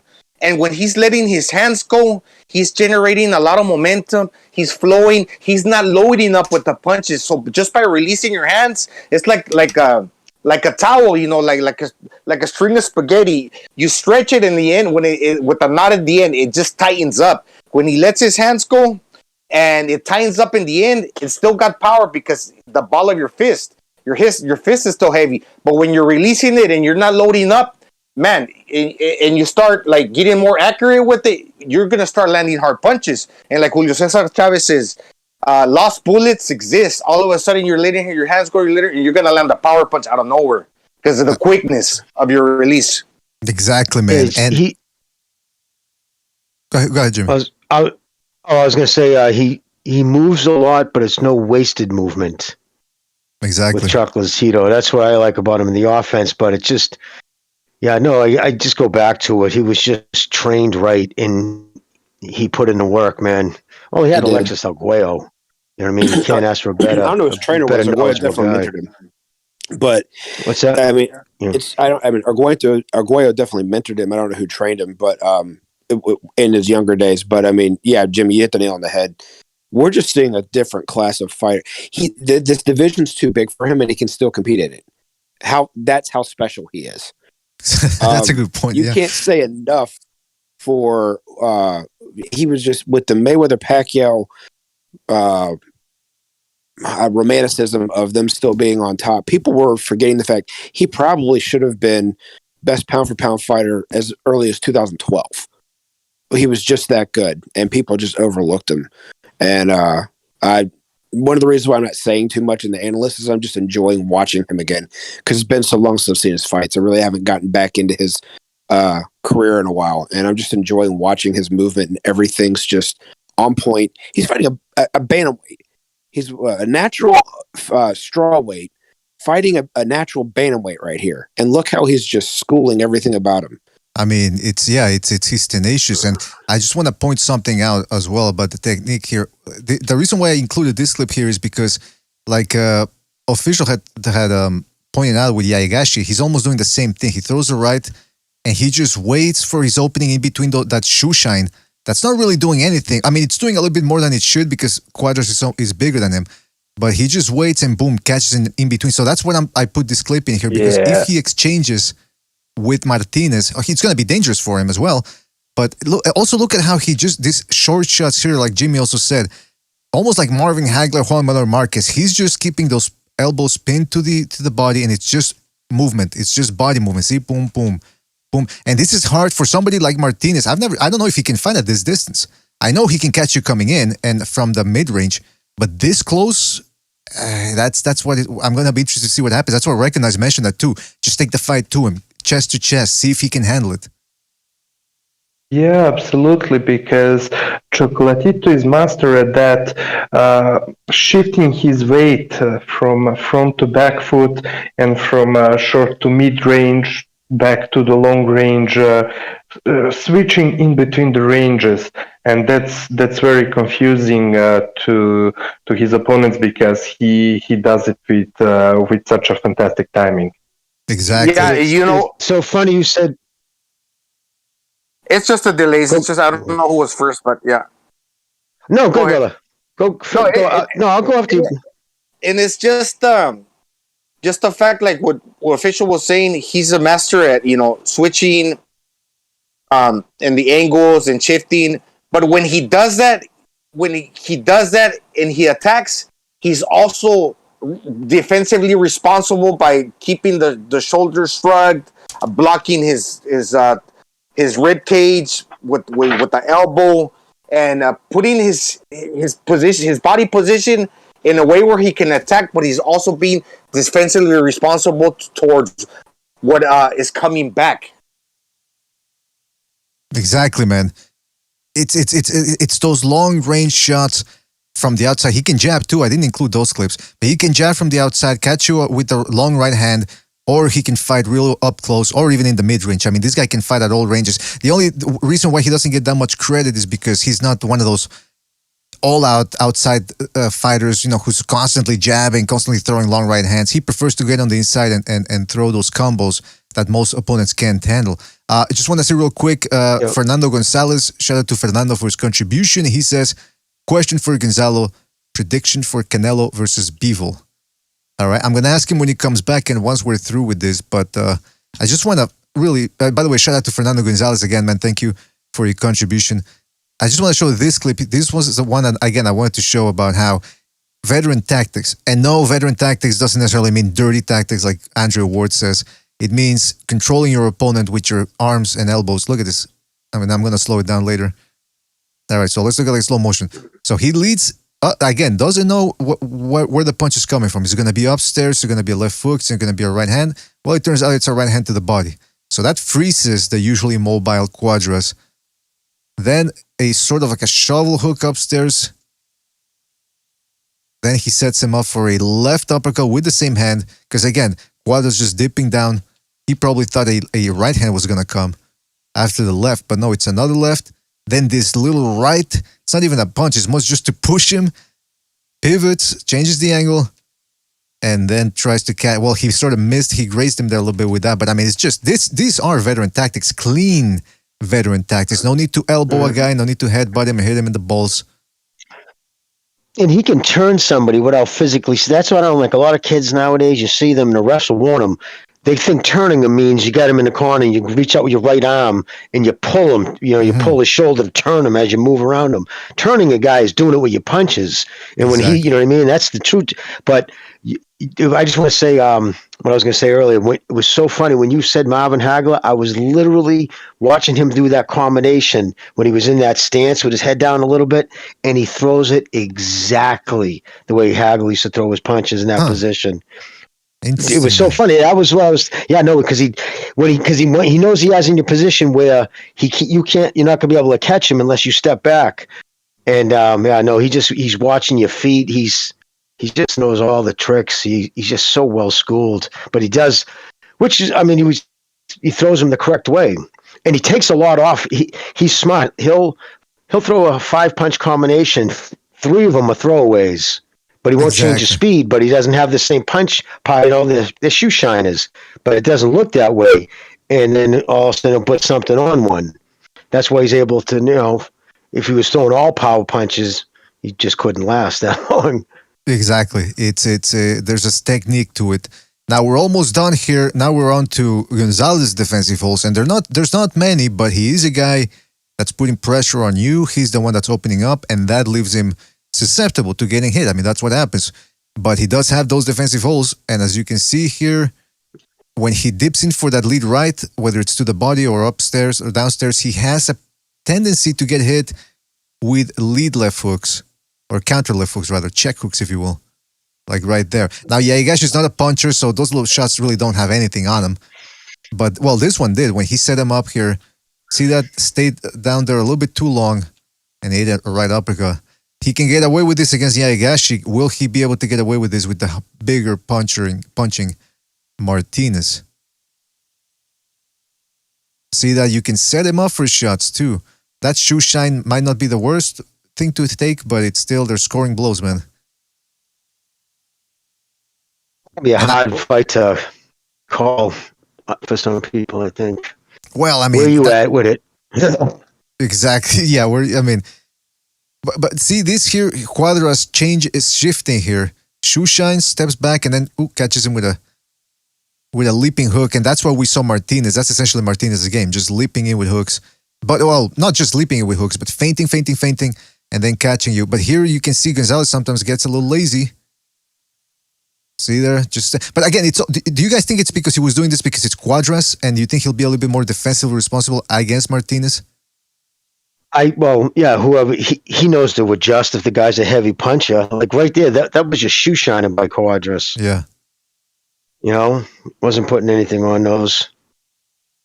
But it's still yeah. Go on, go on. I'll go after you. Well, it's just like sometimes even, I mean, this shot here wasn't like, again, Cuadras is not a big puncher, but he's a bigger guy. And this shot really did shake his head and cause him to stumble back. So he's got to watch out against Martinez, that's for sure. What I wanted to say about his defensive holes is that I noticed that when he's facing a fighter who would throw quick combos, and you can argue that Martinez is doing that. So Martinez is a guy who likes to throw five, 6-piece combos, and those combos he can very often, because Gonzalez, he blocks Chocolatito, he blocks the right hands. As he blocks the right hands, he blocks them he parries them with his own right hand, and in that position, he moves his right glove from the side of his face, and his right glove is ending in a position very, very similar to Philly shell, and that's how he can, in my opinion, he can easily get the opponent can manipulate his guard to open up for the left hook, for example, or even the right hook. Yeah, so I would say that's my main concern with his defense, but I know there is also another clip against Estrada that is coming up that I'll talk about. Oh, I was looking for that clip that you talked about, or a clip that illustrates like this one here, 37 seconds in the fourth round. He's used to parrying shots and using his hands to, parry the shots, but this time he just miscalculated. And I don't know what he was expecting. I guess it's because the left hook moved him.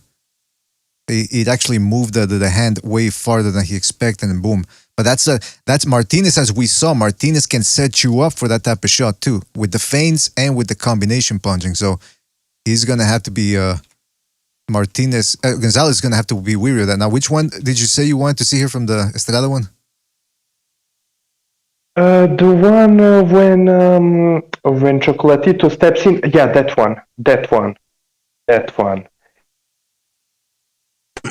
BDA. That one. If you I'm gonna can have to slow log it off. down. Mark. All right, I'm Gonzalez. gonna have to log off Okay, because man. I snapped my charger inside the portal. It broke shit. off and I have no battery. Okay, well, thanks for unless I dropping can by, log in man. with another tablet. All right, Yeah. thanks. Gonzalez, you have a great night, buddy. Yeah, I snapped the fucking charger in the The fuck? portal, man. I don't have another one. Yeah, All it right. broke. Talk to you later, man. All right, so official. Yeah, what were you saying? Later, official. Sorry for cutting you off earlier. Yeah. Oh, no problem, man. Gonzalo, don't worry. All right. I was just worried about losing my thoughts. That's all. Okay. See you later, my friend. Yeah, bro. Yeah, so in this clip, this is something that Chocolatito does very often. He loves to close the distance with that right hand by leaping in with that right hand in order to get closer on the inside against his opponent. And very often when he gets there, he shields himself with that already mentioned right shoulder. But why he got hit countered by Estrada here is that just as he stepped in, instead of staying in the pocket, Estrada threw that second punch as he was stepping out, recreating the distance. So I would say if Ray Martinez is aware of that and is able to, it's a question how good will he be able to do it if he can time Chocolatito stepping in so he can step out to recreate the distance to find the room for his punches. But that's just what Estrada did here. I don't know if Estrada can. I don't know if Martinez can throw this type of short shots though. Yeah. We didn't see any of that really. He sort of maybe with the left after he throws that big looping right, but maybe that's something he's been working on. I don't know. I just know that Estrada and Gonzalez are actually very similar fighters. They can both fight in the main three distances. So I don't know if Martinez will be able to do that. But everything you said is spot on. It's when he jumps in there, he thinks he's protected with that shoulder. But sometimes you got to do it so quickly that you miss it by a microsecond and boom, you're liable to get hit. Now, this is when he got caught by Sorangvisa in the second fight. Exchanging shots with the slowed guy, but quite strong. And see how he dropped that hand, man.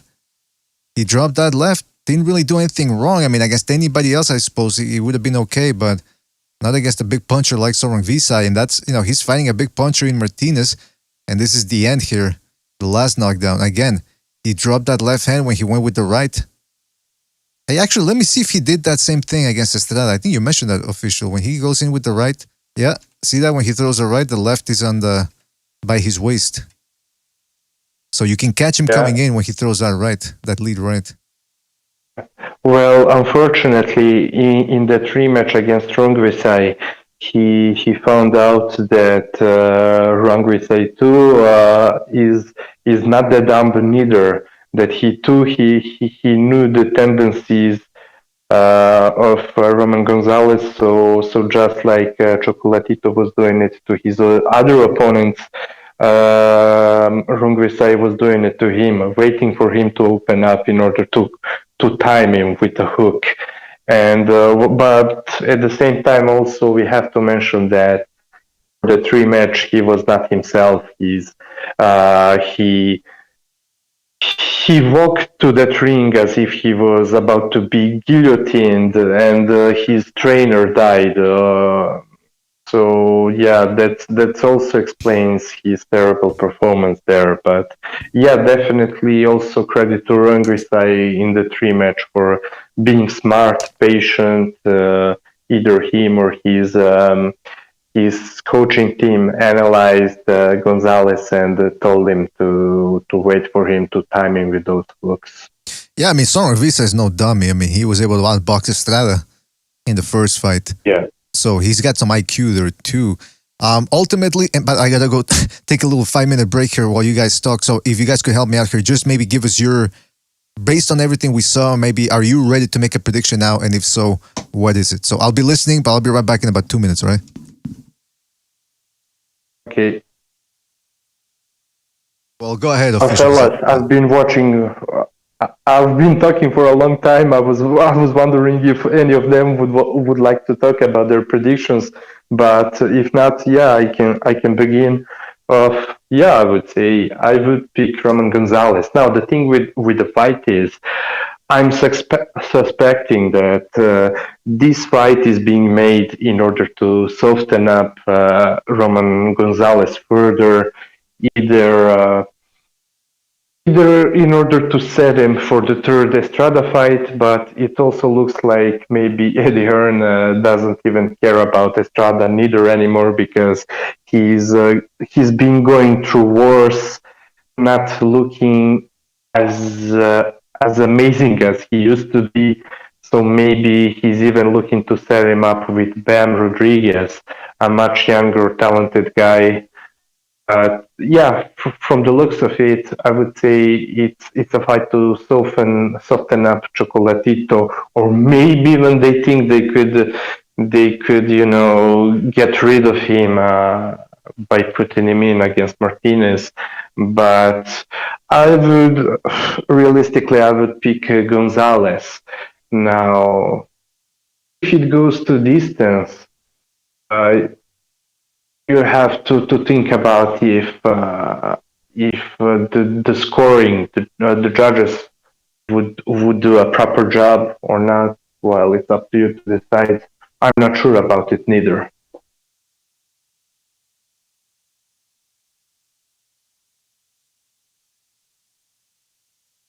So Jimmy, you're there? Okay, Jimmy's not here neither. So what else can I say about it? I'm unfortunate that I cannot see the chat room. So, but what else can I say about the fight? Man, no man. Yeah, I mean, Chocolatito is a fighter who's, if I'm not wrong, he's 34, 35 years old, something like that. And so fighter at this age can age at any moment. But at the same time, he kind of reminds me of Golovkin in a sense that he's not a fighter that, although he's been much quicker in his younger day, of course. Well, I'm telling you. He's... Sorry? No, I'm sorry. Sorry, but I was just wanted to let you know I was back. Yeah, no, because I heard you always laughing. No, because I heard you. I heard you holding the bunker down there, official. But here's the problem. I went to the bathroom. I said, I'm going to take my phone while I take a urine break. But I was pissing so much because I drank a whole cup of black tea and then a whole bottle of water. So I was like an elephant there. And then I couldn't hear you anymore. I was like, oh, fuck. And then by the time I was done, I heard you saying, well, what else can I say? But did I hear you say correctly that one of the things you're taking into account is the judges? Are they going to give Gonzalez a fair shake if he goes a distance? Is that what you said?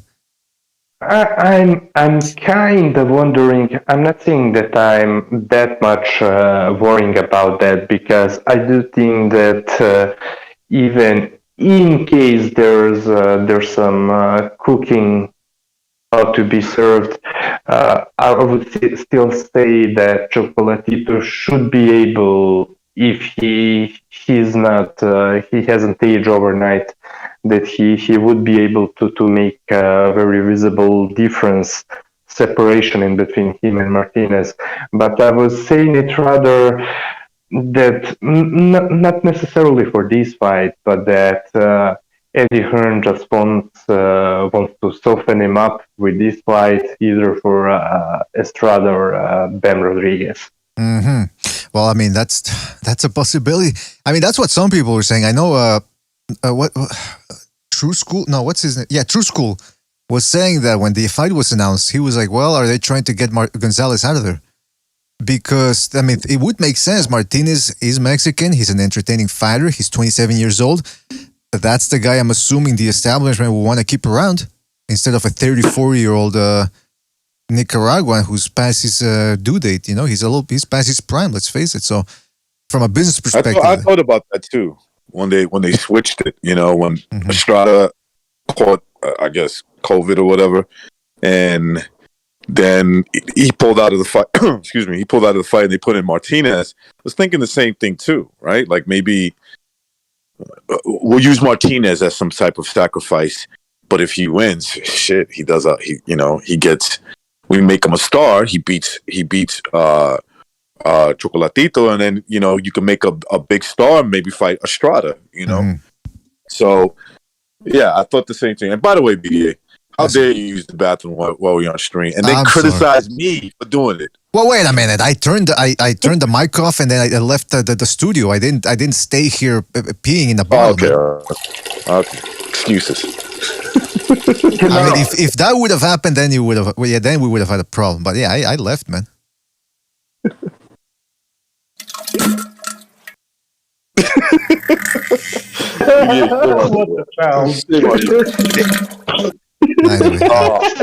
Remember fucking nothing.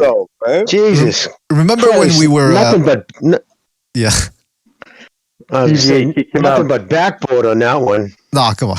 No, but you know what I was gonna say. Remember when we were doing the last year when we were previewing Estrada Gonzalez 3, and Mark was here, and I just started because he said, "Okay, I gotta go for 2 minutes," and I started playing that, and I said, "Oh, come on, Mark, stop it!"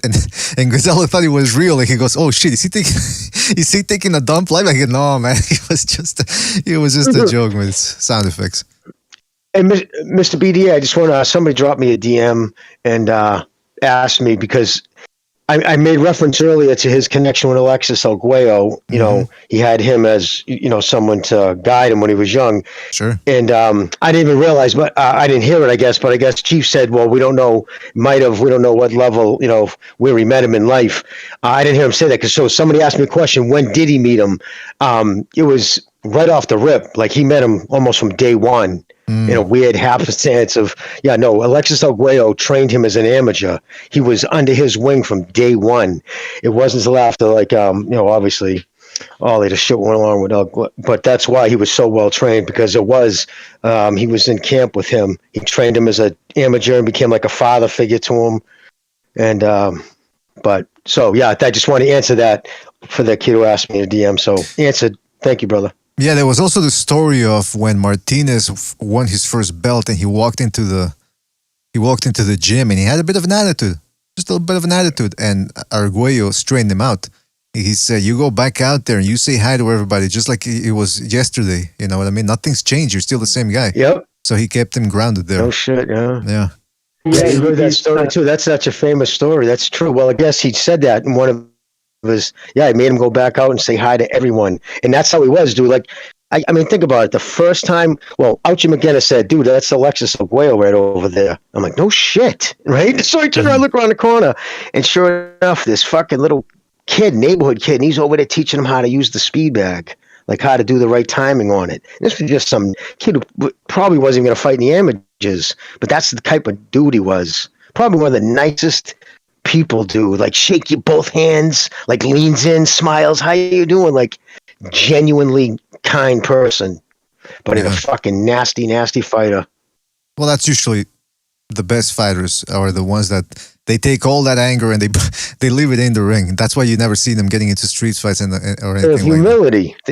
You know why, dude? Confident. People who aren't confident in themselves get in street fights. Boxers like him, and he knows he's lethal. He knows how talented he is because he did the work. When you see these kids today go out there getting in fucking scruffles on the street, that's all about insecurity, bro. That's all Absolutely. that is. That's why you never see me getting into a street. I know how lethal I am. You don't I know have the to, type dude. of damage. I know the type of damage I can do. It's not pretty. My mitts are tight. My game is on point, and so why would I want to hurt somebody when it's stupid? It's too easy.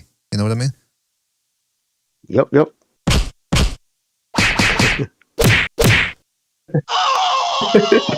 That's what I do to people if I'm not. That was my last fight.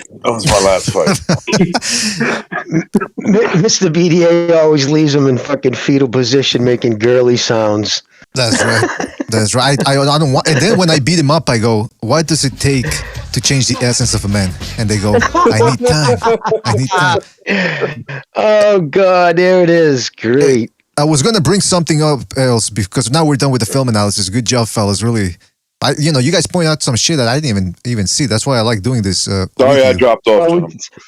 I really didn't appreciate that, but it's forgiven. All right. You know what? Listen, dude. That's why we get the big bucks, bro. That's why it's BDA, man. This ain't fucking CDA. This is BDA boxing. Well, I appreciate that, man. I just wanted to say shout out to Black Chibi for his contribution with the super chat. He goes, "You even saw the fear in Canelo's eyes today." Yeah, shout out to Black Chibi for reminding me of that, because we're done with the film analysis, but I wanted to point out that we did have three big things. Well, four actually. Big things happening earlier this week and today. Number one, what he just referenced there, Black Chibi, they had the Canelo versus Bivol press conference. I'm trying to look for pictures of a face-off because I didn't get to see it, but Canelo seemed very confident. So did Bivol.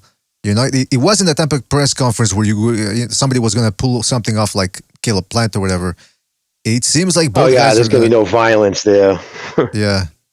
So, but I'm trying. Did anyone see it? And do you concur with Chibi, who says he saw the fear in Canelo's eyes? I was busy with this show. I didn't see that. I mean, Canelo just looks small compared to Bivol, but I don't know. Maybe I got to look at it. I didn't see that.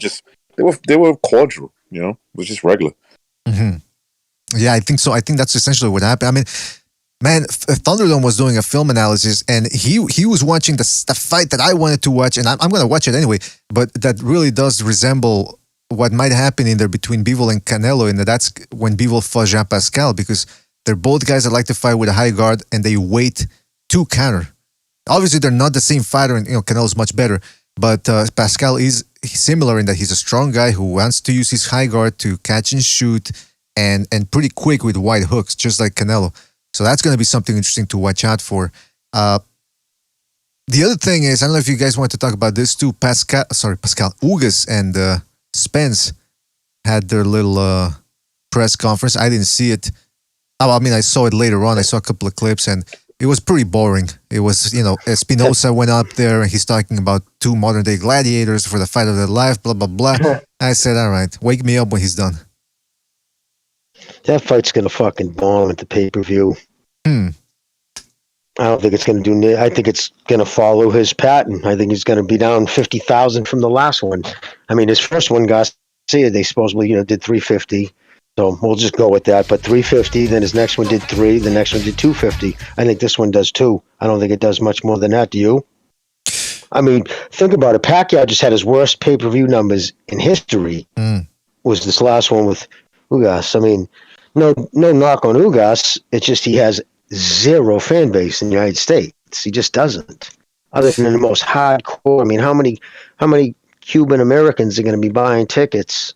I mean, is there enough to make a difference in like the pay-per-view market? I don't know. Now, I wanted to bring that up because this is where it's going to be interesting to see if Spence fans put their money where their mouth is, because they've loved to talk about how him and Porter and Garcia did great numbers. You know, what was it, 300,000 pay-per-view buys, which is what 300,000 and 250. Right. I mean, that's what Barrera and Morales were doing in 2004. Those were little guys, and that was in 2000. And that was legit numbers. Those were reported on numbers from the fucking carrier. Too. So when they said that about them back then, that was legit. Like Steve Kim has even said he's heard upwards of 40%. I believe that. I believe all of them are gassed up. I don't believe he did 350. I believe that fight probably did 275. Mickey Garcia. Whoa. I'm just being honest. Yeah. I mean, just the same stuff I heard. I mean, Bob Balbarum said it. He said, no, the numbers are not true, and everybody knows it. Yeah. Anyways, what are you saying? I was gonna say Bob Arum can speculate, but he doesn't know either, right?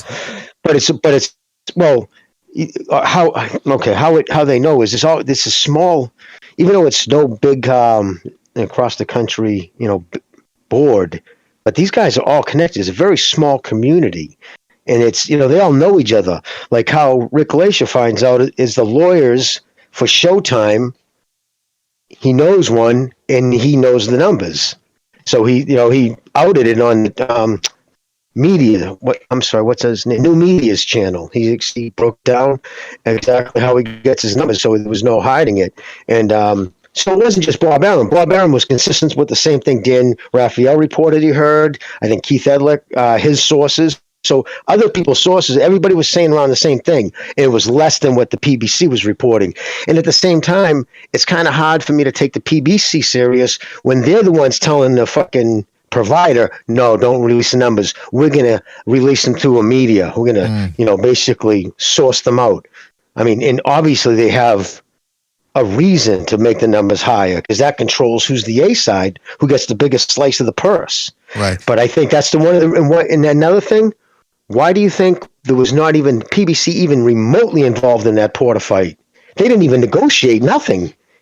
Al Hammond didn't even meet with anybody because if it was any kind of negotiation, go to purse bids, he would have had to open up the books. Right. He's not just take his word for it. He would have said, up here it is what we pay tax on. And then they'd know. Well, the reason why I brought that up, everything you're saying makes sense. But the only thing I'm saying is just because somebody's liable to throw that back at you. Go, well, just because what does Bob Arum know? He doesn't know the numbers either. So no, exactly. So you're right. No, but that's what I'm saying. That's why I asked you so that you added the context to it, which you did. I mean, look, listen, there's plenty of indication there that the PBC is lying about the numbers. But going back to the Spence Ugas fight, I wanted to ask you guys something else. Spence looks, I don't remember seeing him, I don't know if it's the short haircut that's making his head look bigger, but he looks like he's got a bigger neck. I don't know if he's getting... Yeah, he's holding water, probably. Just, it could have been he may have ate something really salty yesterday, because how far out from the fight are they? When is the fight, by the way? Let me see. April the 16th. So they're about more than a month away. Oh, yeah. Yeah, exactly. So, yeah, he could just even be bloated right now with a lot of salt. He's a drinker. Is he still drinking this deep before a fight? I don't know. Now, but that will make you hold water, look puffy. That's what I was going to say. Hold water or hold milk? Because there's that picture I'm going to show you of him. He looks healthy. I like that. He looks healthy. Well, Jim is saying he looks bloated. Well, yeah, okay. Like he's definitely bloated compared to. Oh, that's horrible, man. But he's one of those guys. When he's healthy, his neck forms out. It looks bigger. Personally, I think he should move up in weight, but he's gonna have this fight. If I'm somebody involved with Earl Spence and wanting to see his career advance, I'm happy by the way he looks. He looks healthy. Let me ask you, Recognize, how does Ugas look? Ugas looks like just like a big. Oh, Jesus Christ! He's a big dude. Doesn't he look like an old man? Ugas is huge, man. Like he's okay, shorter than Spence, right? But he looks bigger. or as big as Spence, like body wise. He is as big as Spence, if not bigger. Than I him. think he's got longer arms. Was that picture doctored? They showed of Errol Spence? I don't know, man. That's some people in the chat are saying that. Holy shit. Don't pay attention Holy to shit. Yeesh. You never know nowadays. I think that's fake. That motherfucking milked that dude. Yeah, that's why he lives in a farm now. Fill up Because a they're stool in constantly. a fucking bucket. Yeah, that's why he likes farm animals. If he bends over, somebody's going to grab a fucking stool in a bucket. Oh. No, but I was going to ask about Gugas. Doesn't he look old? He doesn't look like he's. Well, he is old. He doesn't. He is old. You know. I'm liking what I'm seeing from Spence. I mean, this is just Jesus Christ. This is just a picture, so I don't want to over exaggerate. From the picture, he looks healthy. He looks like, he looks like he's ready to go. You know, he's got to cut the weight down, but he looks chiseled again. He looks healthy. That's what I'll say. I would say two things about this photo, because BDA mentioned his neck looking bigger, which is true. So one reason maybe that he's bloated, but the other maybe also because of the belts. When he's holding these belts, he kind of, if he lifted up his straps, it immediately makes your neck bigger, thicker. True. Yeah, it could be flexing up his traps. Yeah, I mean, to make themselves, because a thicker neck takes a better shot. But so he was fat in that picture. It was a combination of fat, but yeah, no, this guy, no, he probably just never had the surgery. You could have it broken down by laser, but then it makes it lumpy. Because again, I know so many juice heads, dude. I've seen it. Yep, I've seen it. Fucking stuff, especially back in the '90s, dude. Everybody was doing it. The way you explain it, it makes perfect sense. Yeah, like these are things I never really paid attention to, like the guy No and it's a big deal, dude. Yeah, because that's where all the estrogen. Every time you take fucking that testosterone, your body produces extra estrogen, and it has to store somewhere. Me, I was just naturally gifted. I was born just like with muscles. That's right. Nobody was milking you. He was doing the milking. Yeah, then if they have the operation, you'd see the scar. Usually they usually cut you. What you say, BDA? I said you did the milking. Nobody was. Ah, shit. Sorry, my Discord got cut off, so I gotta get back in there. But yeah, man, that's everything. The reason why I asked about the guys about Ugas is because I think they say he's 35. I think he might be older. So and the gods got him. They got him. No, I'm back. It's just because when I'm switching back and forth between screens, eventually for some reason it cuts me off here. But yeah, man, going back to this Ugas thing. So the fight is done, or it's set for April. So should be a pretty nice little interesting fight, man. The other thing was this is just more drama. Garcia left the Reynoso, and I remember on the 3 knockdown rule, Mario Lopez said he talked to Oscar De La Hoya and he asked him, hey, what happened between Garcia and Reynoso? He says, well, it's just he didn't feel like he was getting the time he deserved. Well, then apparently a video came out of Canelo saying that, I don't know if he named Garcia by name, but he said, look, Reynoso has time for everybody, but if you tell him that you're going to show up the next day at 12 and then you show up at 2 and then one day you never show up at all, blah, blah, blah, and then one day you show up and go, hey, where's Reynoso? That's not how it works. So Garcia came back and he said, no, that's not it. Then they asked Canelo to explain himself today. He said he didn't want to talk about it. And Garcia has just said that he's fed up with Canelo's shocking criticism, but that they'll probably be cool later on. BDA, I think that Canelo is, what happened is, just like Canelo described it, because even a couple of months ago, this story came out about Canelo criticizing him for not being really serious with his training. I do think that Garcia is just trying to lie, to either save his face or his reputation. But yeah, I do fully believe to what Canelo is saying. Well, all I got to say, Mr. B, is go back to the tape. That's almost verbatim what I said. I said, I pictured a kid saying he's going to be there, supposed to be there at 12, showing up at 2. You know what I mean? And then I watched the video. I'm like, holy shit. He said that. He's like, yeah, he's telling Because Reynoso isn't going to want to, he's not the type of dude like, I'll be there and then just like show up, and then he shows up, trains for 20 minutes and he leaves. That's what Canelo said. I'm like, that's exactly what listen, he's more interested. You saw he had some fucking TikTok video that he worked with another collaborator that went fucking, viral, whatever they call it, viral. Oh yeah. He's like, did you see it when a guy's putting on like a girl pretending to punch a guy in a vest or whatever? Might be old, I don't know, but it's crazy. So he jumps in and then punches the dude like fucking 3 times, left hooks to the kid's chest, like real hard. It's just bizarre, but it's like he's just more caught up in that shit, dude. It's probably the worst thing that ever happened to him because he can't let go of that Instagram fucking celebrity, which he was already having that prior to his career in boxing. Yeah, I think he's the next one to get Lopez, Teofimo Lopez, or maybe even to a certain extent, for best case scenario for him, Josh Taylor, where he just looks awful, but he's able to get the gift decision because look, he's got plenty of deficiencies. Supposedly, according to Reynoso, he's not training. He's out of the ring. He's dealing with, according to him, mental issues. I don't see him getting better during that time if he's not focusing on boxing at all. I hope he gets Bjork Lopez. Oh, come on! The only thing I know a lot of people don't like hearing this, but the kid's power was real. Oh no! His power. I mean, his power is real. He's got fast hands, and he's got power, and I feel like he got power in both fists, but especially his left. The kid, I agree with you there. I mean, we may clown him, but we're not going to take his, the abilities that you can obviously see he has. Yeah. You say something like that on Twitter, dude, you get crucified by people. It's like he's got so much hate. Like if you pay him any kind of compliment, people just go, well, it's just funny.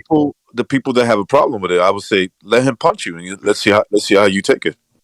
Well, listen, I mean, Ryan Garcia has power. Completely agree with you guys. That's for sure. Anybody that says that the power is fake or manufactured, you can tell he's got snap and explosiveness. But if I may just add, the other guy that had power was Teofimo Lopez. Didn't help him out that much. So you know what I mean? So it can only take him so far. Like I said, he's not training. Absolutely. He's out there complaining. He's making TikTok videos. He's not showing up to training. Now he's just switched trainers. He didn't get better this past year, I don't think. So it's going to be interesting. No. Like I would not be, put it this way, I wouldn't be surprised if in his next fight he looks awful or he straight out loses. Yeah. He's starting to put himself, because we've seen this these footsteps taken in the past. We saw it with Teofimo. He basically he dropped the ball on the momentum of the Lomachenko fight. He got a decision. Even if you don't think he really won, it doesn't matter. He fought he was in a competitive fight. He could have done something from there, and he just prolonged his next fight, and we saw what happened. Same thing could happen with Ryan Garcia, a guy who, in my opinion, almost got knocked out. I mean, that punch lands a little bit harder, and the way he fell with his head snapping back and all that, it could have been over right there. And so, he came back and he knocked him out with a nice body shot. What's he done since then? What's he done? Nothing. Yeah, he talked about depression. He got booted from a gym that's pretty prominent. And that's what he's got going for himself. He's got a new trainer. He was pulled out of 2 fights too. He's out of 2 fights. That's another thing. So, it's not looking good for him. BDA's right. Like, don't be surprised he gets in there with a guy who's a bit of a cherry pick and he just looks bad, or a decent fighter who goes in there and beats him. Hey, by the way, let me just take this opportunity. We've been talking about this kid for 4 years. Okay, BDA, go. Just real quick, want to take this opportunity to say shout out to Kenshiro for his contribution with the super chat. And he says, Black Chibi's talking garbage, just like him owing money. Oh, we're back to that? Yeah, we're going to have to resolve that at some point on Friday, because LP keeps bringing that up, and Chibi says, look, listen, I'm going to pay him back. I just need to, we just need to work it out. Because I don't blame Black Chibi. I don't want to send anybody my info, my PayPal info or whatever, it's like they know my name or whatever. So I don't know what he's waiting for, but we do have to resolve it at some point. There's a lot of scams on what is it, Cash App or PayPal. Yeah, you gotta be careful how you do that. That's right. A little bit. You gotta be skeptical, is what I like to say. But yeah, sorry, Jimmy. You wanted to say add something to the Ryan Garcia thing? Yeah, no, I was just going to say, it feels like we've been talking about this kid for years now, and it's still, he's never graduated past that prospect. Well, I guess with Campbell, it put him into the prospect category, but he's not a contender status, which he should be for the amount of time he's been around and been talked about. And these are prime years. The only thing I could say on the plus side, I guess he's not a drinker or a partier, which adds a lot of years to you. That'll make you old overnight. Oh, that could happen. Remember, he's young. He can. That could change tomorrow. Yeah, right. Yeah. You could do a gaggle and then say, "Oh, I like this." Don't forget, there's a lot. Sorry, go ahead. Yeah. No, I was gonna say there's a lot of partying drugs that I didn't think I would do, and then time went by, and I was like, hey, man, this is pretty good. Have you ever done flaca? The what? The flaca. Remember that's. Oh drug no. All right. But I want to say if he's hanging out with Oscar, did something close to flaca. It's called remember Friday 1? Yeah. It was smoking. He's like, what is this? He's like, it's Angel Dust, bro. Jeez, Louise. I've done that. Yeah. Well, listen. Let's not forget Did last you get year. Real hot. Don't forget that last year was the year of the upset, and it's trickling down into 2022. What a coincidence! Just like 2021 was the year of the upset, and then it bled into 2022. Into 2002. That's what's happening here. Chris Colbert last week, he like Don Ramon said in the chat, he got humbled. Don't be surprised if any of these youngins that are taking year off sabbaticals end up returning and meeting a loss. Don't forget too what's call it here? Friday, there's boxing. It's not just Saturday.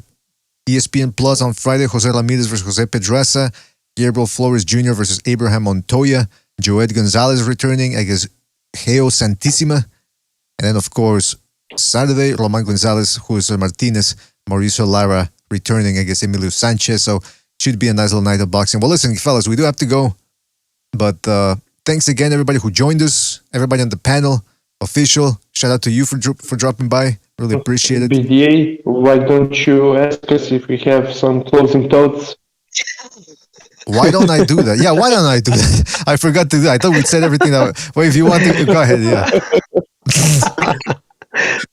Thank you, Fisher. I'm telling you. Go ahead, man. Go ahead. Anybody got any closing thoughts? No, I don't have nothing to say. Thank you. What the fuck, man? You made me look bad. You made me look like an asshole, man. I just want to say, for people who don't think I'm a weirdo, when I said to recognize, did you feel hot? Because a lot of people, when they get dusted, they take their clothes off. They get naked. They're in the street because for some reason, a lot of people get a reaction. They feel like they're fucking sweating and boiling to death. They end up in the street fucking naked, getting tackled by 8 cops. The only thing that happened to me that I can remember was I was standing in the park screaming, "I want to be left alone. Just leave me alone." I was It's dangerous, man. And being laughed at the same time. That's all I remember. That's all I remember. Well, I'm not an angel, Dawson. I'm not an angel, Dawson. I'm taking my clothes off in public all the time, so I don't know what's up with that. But listen, we do have to go, fellas. We have to go. But shout out to everybody that joined us. Official Scorecard Boxing. Recognize Jimmy. Thank you for having me on. Peace. Thank you for being on, man. Really appreciate it.